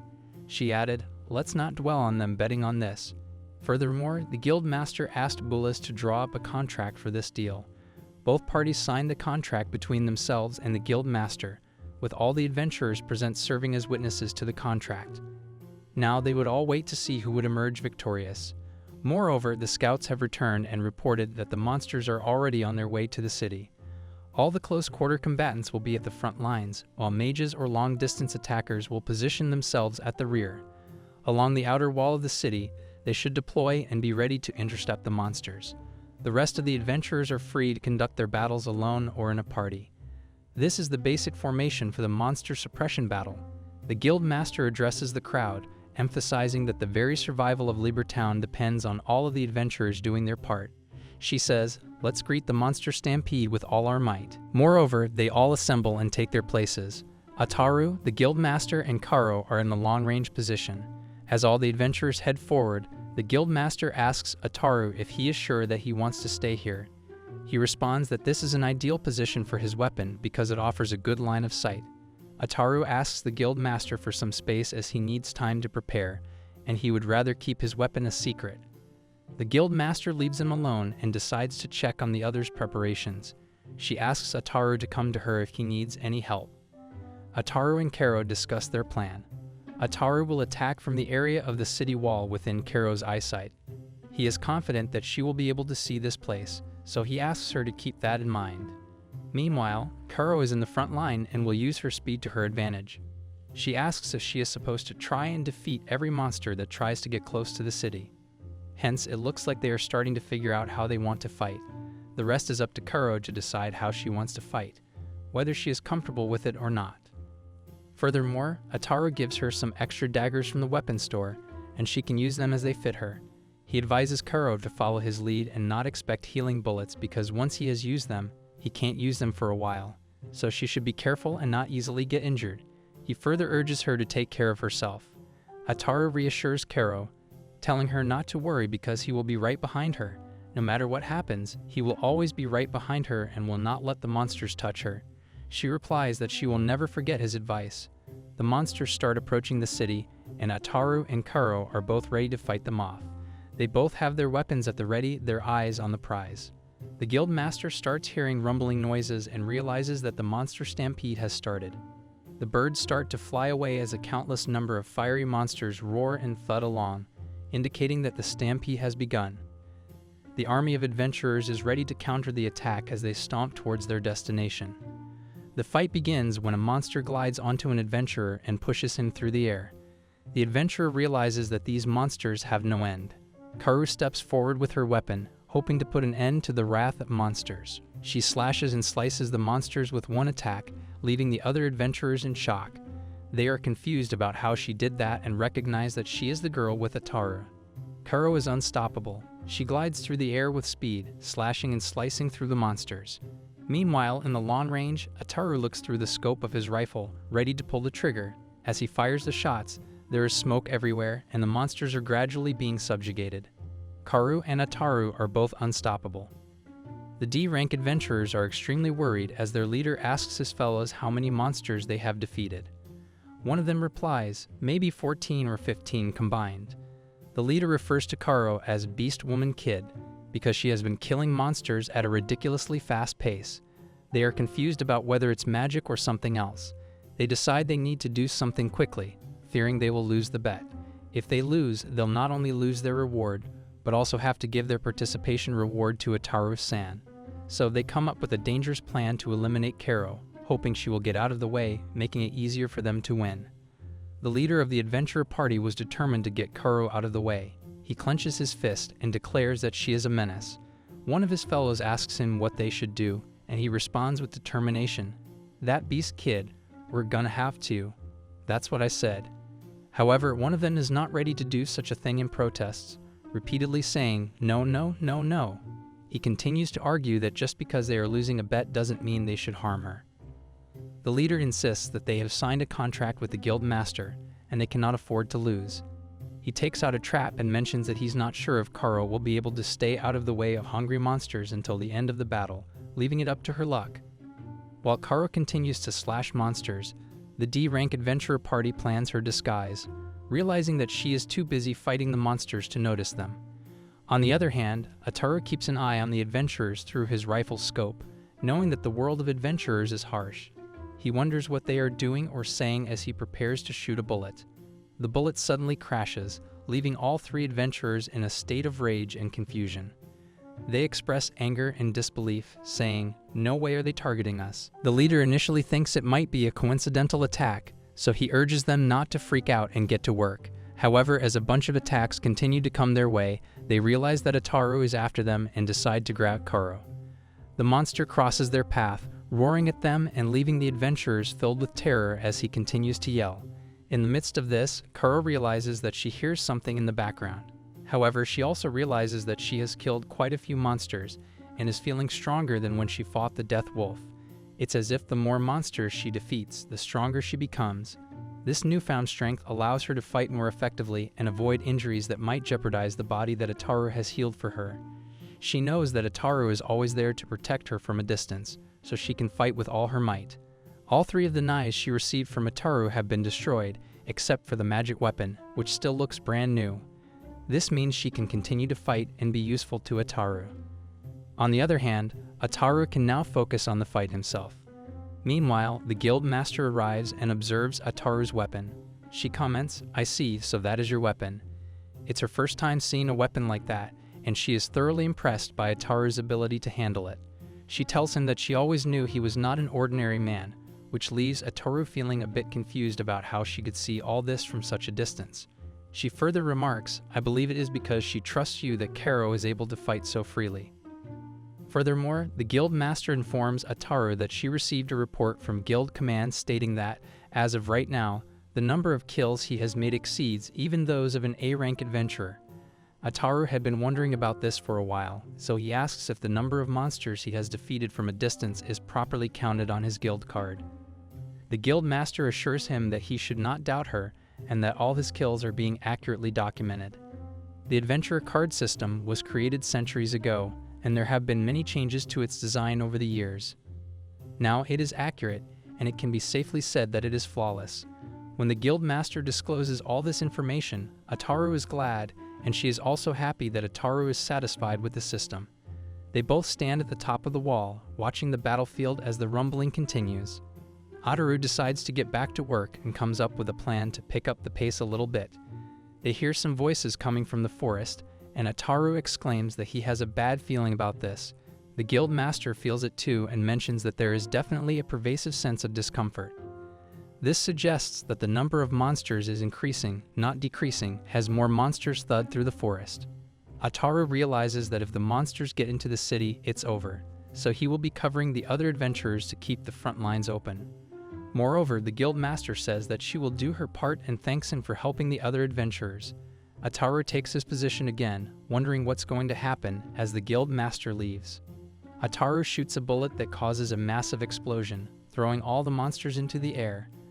The scorching flame bullet works its magic, creating smoke everywhere, and adventurers continue to slash their way through the monsters. However, the D-rank adventurers still refuse to back off. One of them expresses concern that if they continue like this, his mana will run out, and they need to pull back and re-establish the front line. Other adventurers are slowly getting killed, and if they don't take action, they will be in trouble too. But pulling out now would lead to the collapse of the entire front line. Something doesn't seem right. The number of monsters doesn't decrease, no matter how many they kill. This realization devastates Adam-san as another fierce creature slowly approaches them. The situation was quickly turning dreadful. Even the foremost adventurers were desperately trying to avoid being overrun. They were quick to notice that something was happening in the forest. While the monster stampede was one problem, another mysterious threat continued to loom over them as countless outrageous-looking creatures appeared throughout the entire forest. As the adventurers fought the monsters with great danger, one of them yelled, "Get back! It's dangerous! Get back!" Yet another explosion occurred, prompting the adventurers to urge each other to stay together.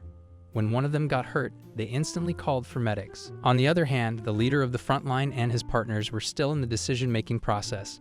The adventurers were slowly being overwhelmed, and one of them argued that they would be taken out too if they didn't take action. They were confused about whether to fall back or not, as doing so would collapse the front, allowing the monsters to advance on the city. There was a huge outrage of monsters, and the adventurers were now trapped from all sides. One adventurer used his powers to freeze the monsters momentarily, attempting to hold the line. but the monsters eventually broke free. Amidst the chaos, the guild master arrived at the battlefield to ease the situation and join forces. Now was the time to show what the adventurers of their guild were made of. All the adventurers were shocked to see the guild master herself taking part in the battle. She was an S-rank adventurer who reigned over Liber City, and now she was a legend. The fact that she was joining them on the front lines filled everyone with great joy and confidence. They couldn't believe that the guild master, who had retired for quite some time, was now fighting alongside them. They had doubts about whether she was performing at her full potential. She released an arrow into the air and asked if everyone knew her other names correctly. The arrow struck through the monsters, causing chaos among them. The guild master continued to give the monsters a tough time as they shattered and crashed to the ground. The other adventurers were extremely impressed and amazed by her combat abilities. The guild master then used a spell, and everyone marveled at how much power she still possessed. However, she urged everyone to step back as she was going to cast an even larger spell. As she unleashed the spell, it froze everything around them. The spell was called Freeze the Planet, Arctic Purgatory. It brought the stampede's advance to a halt, and the guild master explained that it had been a while since she had used this spell, but it would buy them more time. Ataru is still on the long range, and as he gazes through the battlefield, the progress of the stampede has stopped. Ataru is amazed by the amount of power that Franfilla-san must have displayed, but Ataru still cannot shake the bad feeling he had from earlier. It is bad enough that the morale of all the adventurers is low right now, but they all need to reduce the number of monsters to as low as possible before something happens. Ataru releases another bullet, causing an explosion with rocks floating in the air. Karo informs Ataru that it looks like things are heating up further on the front lines, so they cannot afford to let their guards down. Karo bravely fights through the monsters with her weapon, floating through the air and putting an end to each monster one by one. But then again, she cannot understand the strange feeling she is going through. It is like something evil is seeping deep into her body, bones, and all. Karo runs towards the wrong side when Ataru-san, who is looking at her through the rifle's scope, asks her not to go there, as it's a bad move. Suddenly, she trembles with fear as she sees a huge and dreadful gorilla-like monkey pounce on her and attack her. She falls through the ground with blood on her hands. On the other hand, Franfilla-san is in a major state of confusion as there is a large amount of demonic magic interfering with her ice field. The adventurers were very scared and furious. One of them says, "This can't be happening," while another says, "You've got to be kidding me. What the hell is this thing doing here?" Another adventurer yells for his life, and they all start running. A girl is on the ground yelling, no way, this can't be happening." Fellow adventurers ask her if she is okay and urge her to stay with them. Hence, the guild master exclaimed that this is really not a desirable situation, as having something like this show up now is horrible. The one who thrives on violence, a giant demon, enters. He is huge and terrifying with horns covering his eyes and teeth like a piranha. All the adventurers are extremely scared as to why something like that is here. All those nearby attacks get back, as he will get to you if one gets closer to him. Hence, the giant demon's magic power is attracting the monsters, which explains why there are so many monsters. On the other hand, Karu is trapped in another battle of her own. The giant creature shows no mercy towards her, striking at her with its giant claws. Karo falls back on the ground but still doesn't surrender and uses her magic weapon to strike back at the deadly creature, while Ataru is also providing her cover by shooting bullets, and one explosive shot makes her go away. Therefore, he asks Karo if she is okay. Karo looks at Ataru with her eyes filled with sorrow, but fortunately, she has no serious injuries. Her strength has long exceeded its limits, though. The reason why she pushed herself so hard was influenced by the magic weapon. There, he should have been more careful. Ataru tells Karo that he has been watching her from the cliff as she was fighting. He tells her that she did a great job and now she should rest for a bit, but she refuses to rest and tells him that she can still fight. Ataru asks her to trust him and rest since her body is too exhausted to continue fighting. Hence, he orders her to take a break, as he would regret it if he let her fight any longer. Karo would still insist on fighting, so Ataru explains to her that she fought very hard today and has done enough already. Their team was still looking good at this point because of her. Hence, he decides to take it from here for a while Karo-san is about to burst into tears. Ataru asks Karo-san to not worry about her as he will be back soon. Moreover, Ataru promises her that once they get out of this dreadful outrage of monsters, he will take her to the Spirit's Lodging Pavilion and have some delicious food again. Karo-san sits by a tree to rest while Ataru leaves to fight the battle. As he leaves, Karo asks him to be careful. As Ataru moves forward, he thinks to himself that the sense of unease near the front lines is getting stronger and stronger. And this feeling is even worse than the time when he and Karo encountered the Death Wolf. Hence, this time, he decides to use more powerful bullets. At the battlefield, everyone is falling back and retreating. When Fernilla-san tries to cast another spell, the giant demon is unstoppable. Fernilla-san realizes that she was naive. The magic barrier from Arctic Purgatory is only effective against ordinary enemies, but it won't do much damage to the giant demon. It will only slow them down a little at this rate. The army of adventurers offers help to the guild master, but she refuses the help for now and asks them to gather as many able-bodied adventurers as they can. She further asks them to retreat to the other wall, as if the front lines are breached, the monsters will barge into the city. Because if that happens, they will need help to evacuate the inhabitants. She urges them to hurry up. One of the adventurers has concerns, but no one listens and asks him to do as she says. However, he is concerned about leaving Franfilla-san here all by herself. So the fellow adventurer replies that with all the adventurers in disarray right now, all the other adventurers would only slow her down by helping her. Therefore, the adventurers who can still move should fall back and regroup. Hence, they ask the guild master to take care of things here, and everyone asks her to be careful while they are leaving. The dreadful creature is slowly heading towards Fernilla-san. However, there is no way they could anticipate a giant demon emerging, and at this point, the frozen barrier won't hold out much longer, says the guild master. However, there is no way that she could allow it to pass through so easily. As she hails, "In my name as the guild master of Liber City, may you spend eternity in the glacial prison." And as she uses the freezing spell again, the spell works, and the demon is now trapped between ice, with huge icy spikes around him. The demon is in agony and pain as he yells. Hopefully, this will buy them some more time as she urges her fellow adventurers to please protect Liber for her. Ataru-san picks her up, so the guild master asks him what he is doing here. He explains to her that he had a bad feeling that something was definitely happening at the front lines, and it turns out his premonition was right. He tells the guild master that he made Karo-san evacuate, and it turns out the demon was the culprit who caused the stampede. So the guild master replies, "So it would seem." Moreover, she also notes that at least he looks like a badass from the outside. It looks like he has done a lot of heavy lifting with muscles like those, and he further asks the guild master if she is alright. So she replies that she is fine, but it has been so long since she has used a large spell that she has run out of stamina and magic. Hence, the guild master orders Ataru to please retreat to the outer walls and join the other adventurers in intercepting the monsters. So Ataru-san explains to her that using an outer wall as a shield may give a slight advantage, especially since the number of adventurers who can move is less than half. Even if a part of the outer wall is breached, there is nothing more they could do. Ataru-san suggests that even so, he doubts things will change much if they don't do something about him. That's why they need to take him down here. So he asks Fernilla-san if she was fully able to recover, could she take the giant demon down? He asks for her honest opinion. She starts and replies that of course she can. Hence, then they both decide to do it. Therefore, Ataru-san asks Fernilla to trust her, so she replies that she does trust him, and he shall do what he must to save the city from the demon. Moreover, he is now back on the rifle, ready to shoot. On the other hand, Fernilla, the guild master, is applying some spell on herself. Turns out she is restoring her stamina and magic, and now she is restored according to her. It feels so relaxing and lighter than before, hence she goes to Ataru-san to tell him that she is fully recovered, but she was suddenly astonished to see that it wasn't Ataru-san. It was somebody else, so she asks who he is. Furthermore, Fernilla-san's both strength and magic are fully restored. She is in even better condition than before the stampede started. Turns out this is Ataru-san's unleashed power. Ataru-san points out that Fernilla has fully recovered, to which she replies that she has, and now it is time to deal with the fierce demon king.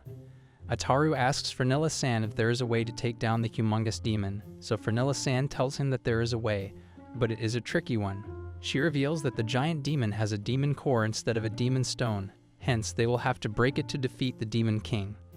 The only problem that is arising is that they don't know where the demon core is, and even if they did, it is pretty hard to reach.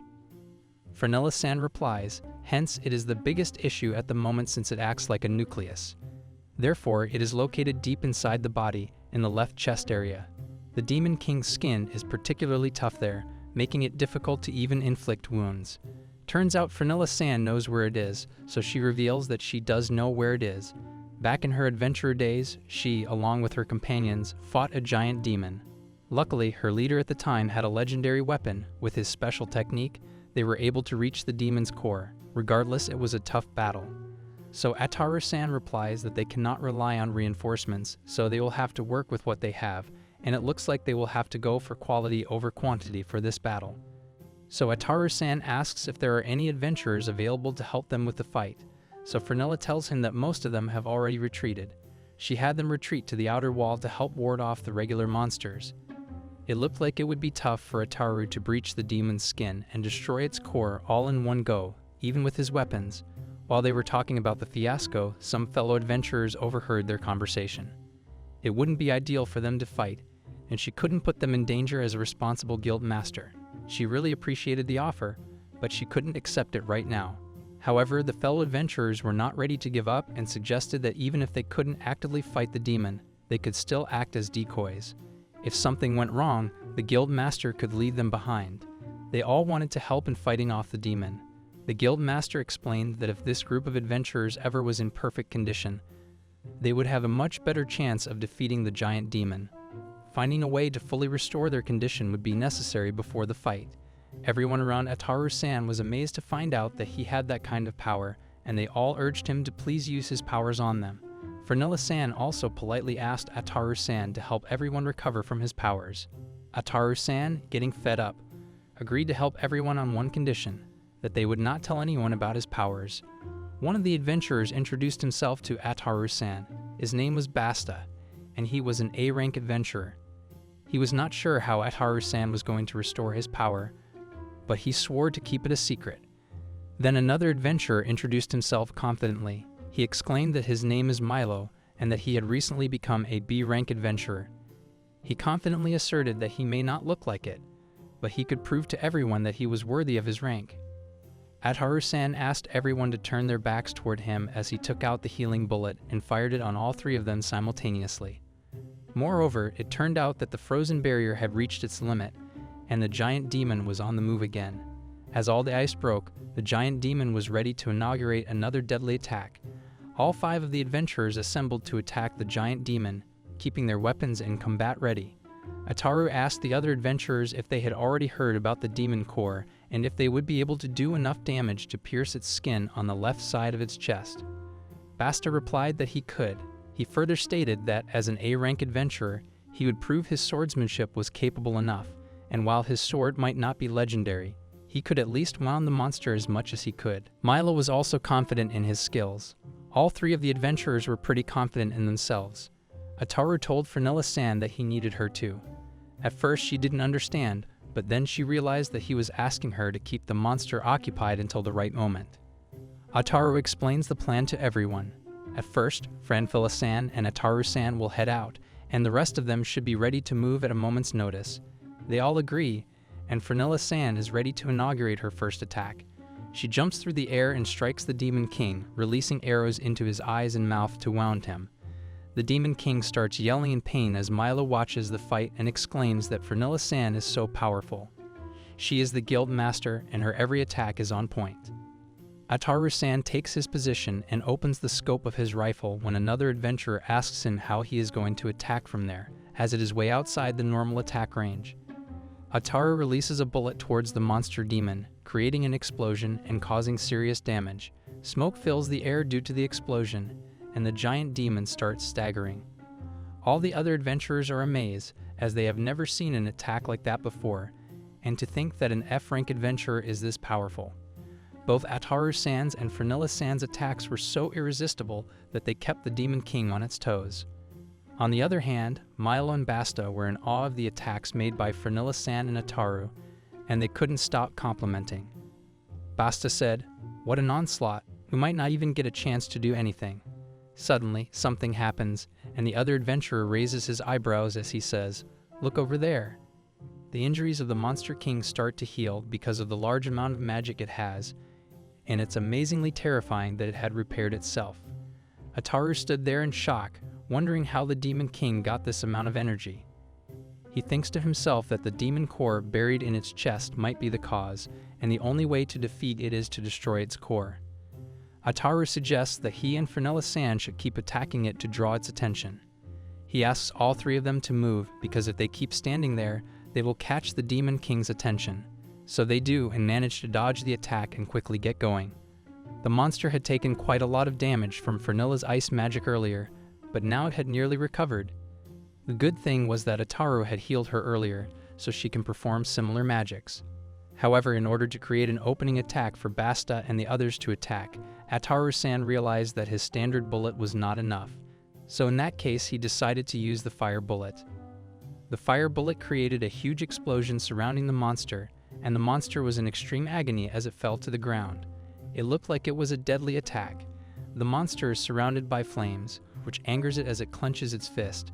However, the flames are hindering its recovery, which is a good thing. Ataru uses a thunder bullet, deadlier than the last one. The thunder bullet electrocutes the monster, causing it even more pain and agony. Suddenly, the other adventurers hurry up and take their positions to counterattack the big demon. Fernella-san is amazed at Ataru's abilities. She never thought a single adventurer could cause this much damage to a giant demon. She claps for his power, remarking that it is extraordinary. This fight is very nostalgic for Fernella-san, as fighting with Ataru makes her remember her adventurer days. She has a feeling that they will not lose it. The monster is still in agony from the thunder bullets and Ataru's continuous attacks. However, the giant demon is not going to sit back after getting attacked so many times. It starts to throw sharp nails towards the adventurers. But before it can go any further, Fernella-san comes up with another deadly attack, making the monster even angrier. Now the monster, Ataru, and Fernella-san are all on their toes to fight each other off. Ataru and Fernella-san are determined to get the giant demon out of there. Milo and Basta are still in the long range, observing the battlefield. They are astounded by the deadly attacks Ataru is delivering through his rifle and his ability to use it. He releases another bullet that causes the Demon King to cry out in pain. Ataru proudly remarks, "I'm sure you are enjoying these special explosives," but he is also amazed that the Demon King is still able to stand after so many attacks. The Demon King is surrounded by fire and smoke, and Ataru's attacks show no sign of stopping. The Demon King is going through a painful ordeal. Finally, the gigantic demon is brought down to the ground. Now that it's on the ground, it's an opening for Basta and Milo to attack. However, it turns out that the monster is not so easily defeated. It starts getting back up, surprising Milo, who is amazed by the monster's regenerative abilities. Considering them unfair, the monster's ability to regenerate is truly remarkable.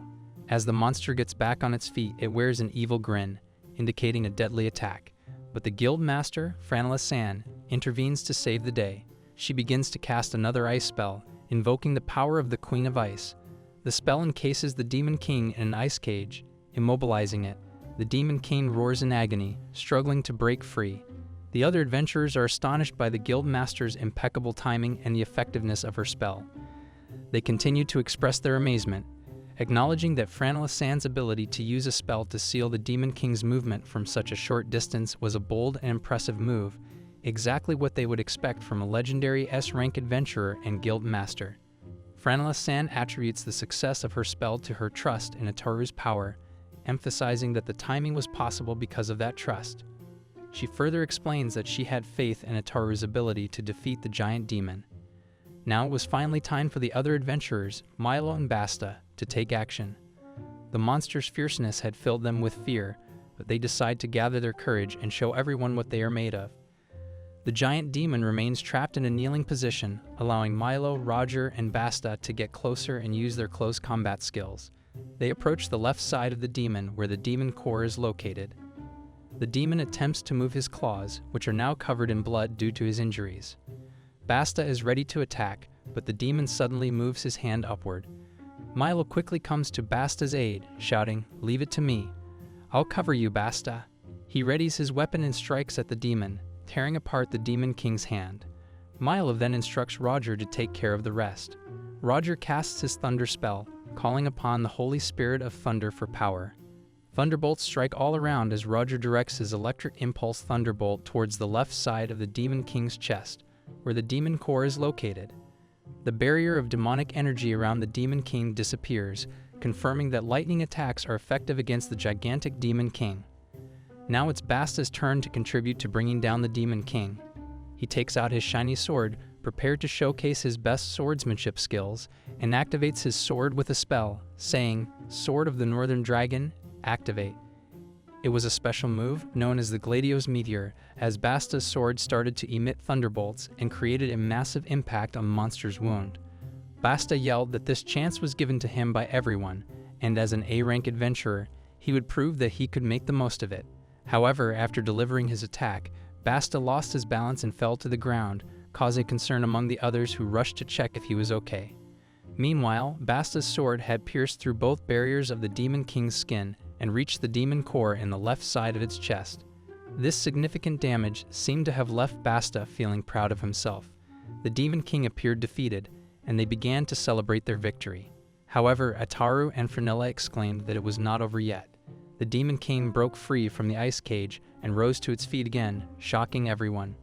The sword had reached the demon core, but the damage inflicted by everyone was not being repaired.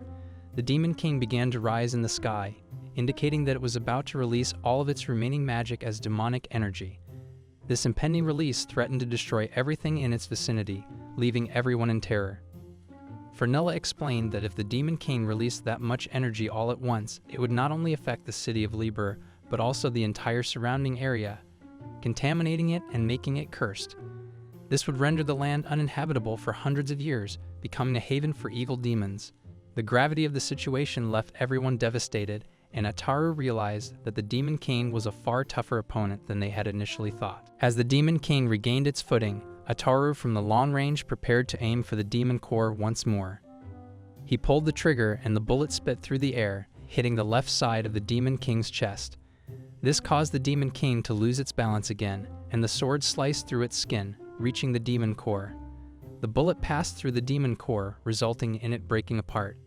The explosives used had sapped the Demon King of its strength, and its body began to burn, emitting heavy smoke. The Demon King continued to roar in agony, surrounded by smoke, making it difficult to see anything. Eventually, the demon disappeared along with the smoke, leaving Ataru standing there, watching the sky clear up. This time, it seemed that the battle was truly over, and everyone agreed, as the Demon King was nowhere to be found. Ataru asked Frenella-san if leaving the leftover magic behind would be a problem. She assured him that it would be fine, as he had defeated the Demon King before it could convert all of its magic, and the remaining magic would naturally dissipate back into nature over time. With that, Ataru-san proposed that everyone could now rest easy. The guild master walked over to check on everyone, and they inquired about her well-being. She replied that she was fine and asked adventurers near the outer wall about the state of the town. An adventurer reported that a few monsters had managed to get in through the damaged walls but were swiftly dealt with before causing any significant damage. The guild master addressed everyone, expressing her relief that the people of Liber were safe.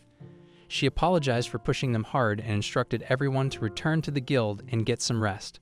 Ataru offered a hand to help Batsu-san back on his feet and apologized for breaking his sword. Batsu-san reassured him, saying that it was worth it, as the sword had allowed him to contribute to defeating the giant demon. Ataru then asked Milo and Villains if they were hurt, and they replied that they just wanted food and a shower. Batsu-san invited Ataru to join them as they headed back to the city, but he declined, explaining that he was waiting for his partner, whom he had to pick up. While Ataru stood alone, Karo appeared. He was surprised to see her, reminding her that he had told her to wait there and not move around too much.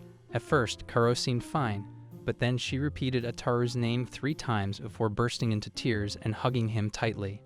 She expressed her relief that he was okay, and Ataru apologized for leaving her alone, understanding that she must have been worried. Karo jumped on him and hugged him tightly, drawing the attention of onlookers.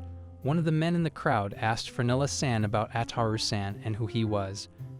Frenella-san replied that Ataru-san was, at the very least, far beyond a normal frank adventurer, if not a rookie one. She explained that she had seen many adventurers, but his power was unique. For now, Frenella-san could only describe him as a simple adventurer. Thus, the monster stampede had finally come to an end. A few days after the stampede in the Liber City Guild Hall, Karo, who was in rank 10, had defeated 43 enemies. She was in F rank and had upgraded to D rank. People from the crowd were murmuring, wondering how this beast girl managed to kill 43 enemies with such a small frame. Some were astonished to see that she had gained 2 ranks proportionally. Hence, a group of girls approached Karo, telling her that what she had done was incredible, and they wanted her to consider teaming up with them next time. Next were Ataru's other companions. Milo was in B rank, rank 17, and had defeated 33 enemies. Belina had also reached B rank, securing rank 29. They all expressed their gratitude to the guild staff. Additionally, Karo gave all the credit for who she had become today to Ataru, emphasizing that without his support, she wouldn't have been able to become an adventurer. Milo began to look for Basta-san, eventually finding him. He informed Basta that he was in second place with 120 kills, which was amazing. Milo teasingly asked if his score had surprised him so much that he froze in one place. However, it turned out that wasn't the case, and Milo was slightly annoyed. He suggested that perhaps Basta was just confused and asked him about his plans. Moreover, Ataru had defeated 302 enemies and was promoted to B rank. Karo became extremely excited upon hearing this news and told him that she had already expected it. She congratulated him as well and thanked Ataru as they exchanged high fives, realizing that their teamwork was improving. Consequently, they both moved up in rank as well. Therefore, now Ataru was sure that he would be able to take on a wider range of requests from now on. On the other hand, Karo was incredibly excited as her dream had come true, and all thanks to Ataru for buying her the weapon.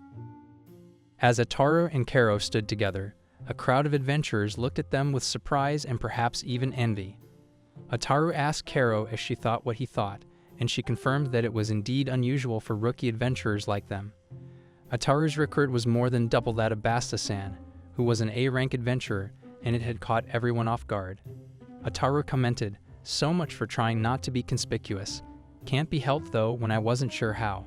Moreover, the guild master entered the scene, clapping her hands to get everyone's attention. She informed everyone that, as they were aware, Ataru-san had taken first place in the contest. This result was the outcome of the bet made under oath by both parties. Fernilla, as the guild master, declared Ataru the winner. However, just as she was about to finalize the matter, a voice spoke up, saying, "Please wait a moment." It was Ataru standing close to Karo. He expressed his desire to end the bet there. The guild master asked for an explanation for his decision. Ataru explained that he had only participated in the bet on a spur-of-the-moment decision, and he would be grateful if he didn't have to deal with it anymore. He emphasized that everyone was now aware of what he was capable of, but what was more important was that they had all managed to protect the town from the monsters. The guild master then asked if he wanted to pretend the bet never happened, even if it meant forfeiting the reward money, since, as the winner, it was within his right to do so. Ataru replied that he had no problem with that. Moreover, Fernilla-san replied that it was a good enough reason for her, and besides, if it was about the money, wouldn't the guild need it instead? She then asked Belarus to bring Ataru-san the pledge. Belarus promptly brought Ataru-san the pledge, and he tore it before tossing the paper into the air. Now the payment process was beginning, and adventurers were supposed to line up at the window according to their respective ranks. Ataru-san and Karo also decided to get in line. However, the guild master called Ataru back. She told them that she wanted to talk about something urgent and asked if they wouldn't mind accompanying her to her office. She led them to her office and began discussing the matter she wanted to address earlier, the reward for the stampede. Karo would be rewarded just like the others, which wasn't an issue. However, the problem arose with Ataru's reward. When Ataru-san heard this, he was confused and asked if he had gone overboard. Fernilla-san explained the issue. The gigantic demon had been the most powerful and dreadful enemy in the battle, and Ataru-san had played a crucial role in defeating it. Ataru-san was amazed and somewhat confused to hear this, as it had been a team effort with multiple people involved. But the guild master continued to explain that since they had all worked together, there was no way one person could take all the credit. She clarified that, of course, the other three would be rewarded for their efforts as well. However, the battle would have been lost without Ataru, and they all understood the importance of rewarding him even more. Moreover, the monster stampede had targeted the town without warning. According to their records, it was the fastest one to date. In addition to that, the number of monsters far exceeded their expectations. Normally, when a large-scale monster disaster like this occurred, there was an agreement among various guilds in different locations to support each other with funding. However, in reality, it was very difficult to pay the original compensation. Ataru-san told the guild master that he understood, and in that case he did not need the extra money. While he appreciated the generosity, there was no way his pride would allow him to accept it. However, the guild master was certainly not ready to take no for an answer. That's why she proposed that if Ataru was interested, they could explore a different reward to make up for this. Karo-san and Ataru-sama both sit in the guild master's office, drinking tea while she offers him the best reward for his achievement. They both come across a backpack and a wallet with symbols that confuse them as they appear familiar. Peering into the bag, they are astonished to find that it's one of the magic bags with extended storage magic. The same bag Kuro and Ataru-sama talked about during your last visit. However, the one the guild master has is unique and original, making it legendary. Karo mentions that she's heard the cost of one of these bags is enough to buy 2 or 3 large lifestyle houses, and finding an original one like this is nearly impossible. It's hard for her to believe that she's looking at one right now. The guild master explains that since they were unable to reward Ataru-san properly for defeating the gigantic demon, she would be grateful if Ataru-sama would accept this gift. However, Ataru-san says that he will consider it for their future adventures, and this is one offer he cannot refuse. He then calls Frenella-san, who looks at him with sudden concern. Ataru-san's face is red, but he clarifies that it's not due to a fever. He gets embarrassed whenever he remembers how he got this bag. Late at night, a very well-dressed girl enters. On the other hand, this other girl is in the deepest part of the dungeon. This should be the treasure room. It was quite a tough dungeon, and she can see why people labeled it as impregnable. With this, she is confident that she will achieve S rank in the future. It is a huge room in which she works, and in front of her, there is a treasure box. Therefore, she was right. The magic bag left behind by the legendary magician Luori Nadas was finally found by her. Her friends warned her that it was dangerous, so she secretly took it without telling anyone because she absolutely wanted it. Hence, she decides to do it. She was extremely excited as she walked and walked. She seemed very confident, and it was embarrassing to think that she was caught off guard by such a rudimentary trap. She had to wonder why the dungeon builder was just trying to make fun of everyone who ever got caught. At first, she reaches toward the treasure box. Further, she tries to open it, so she decides to freeze these things and smash them into bits. The dungeon builder shows up as he says, "God damn it, Franfilla, she is always doing crazy things without telling us." Hence, Ataru asks to move forward. Moreover, she suddenly gets extremely scared when she finds out that her companion came after her, which is not good. She cannot go like this in front of her, as if they find her like this, they will never talk to her again. Hence, she used the ice wall spell to buy her some time, which will stall them for a bit, and during that time, she can use it to save face. Her friends barge in, thinking she is in trouble, so they yell, asking her if she is okay. Franfilla is hanging in parallel when everyone is surprised to see her. So this was the story of how she acquired the bag. It can be called recklessness. Back to this bag with extended storage, there is definitely more to the bag than just a story. It is a precious item with 2 spells cast on it, and the time stops. Thus, it was a convenient bag. Hiro was surprised, but Ataru-san was not, so Franfilla asked him why, and he explained that he does not understand the concept of it. Karo was extremely excited about the magic bag. He keeps telling Ataru that this bag is not only valuable for things, but can also stop time for any items put in the bag. She gives him examples that if one puts freshly picked flowers in it, they will stay that way forever or until they are removed from the bag. Ataru, who is still very uninterested in the bag, asks her if she normally carries flowers around. She continues to tell him that he can preserve medicines in it, which are difficult to preserve, and even food can be stored in this. One can even preserve food for days in it, to which Ataru gets annoyed and says, "So convenient." It turns out the guild master finally made him understand the bag, and thus Ataru-san now has acquired a magic bag. Furthermore, Karo asks Ataru about his plans for now. He replies that he has a few stops to make. First, he needs to go to Bob to get equipment, as they finally got their rewards after all, so they can plan their next adventure, says Karo. Ataru did not know that they paid so much. He wondered how much it would have been if they got the one for the giant demon. The magic bag was a good exchange according to Karo. Moreover, as they were walking by, the same D-rank adventurers showed up again, even though they were covered in bandages but were still looking for a fight.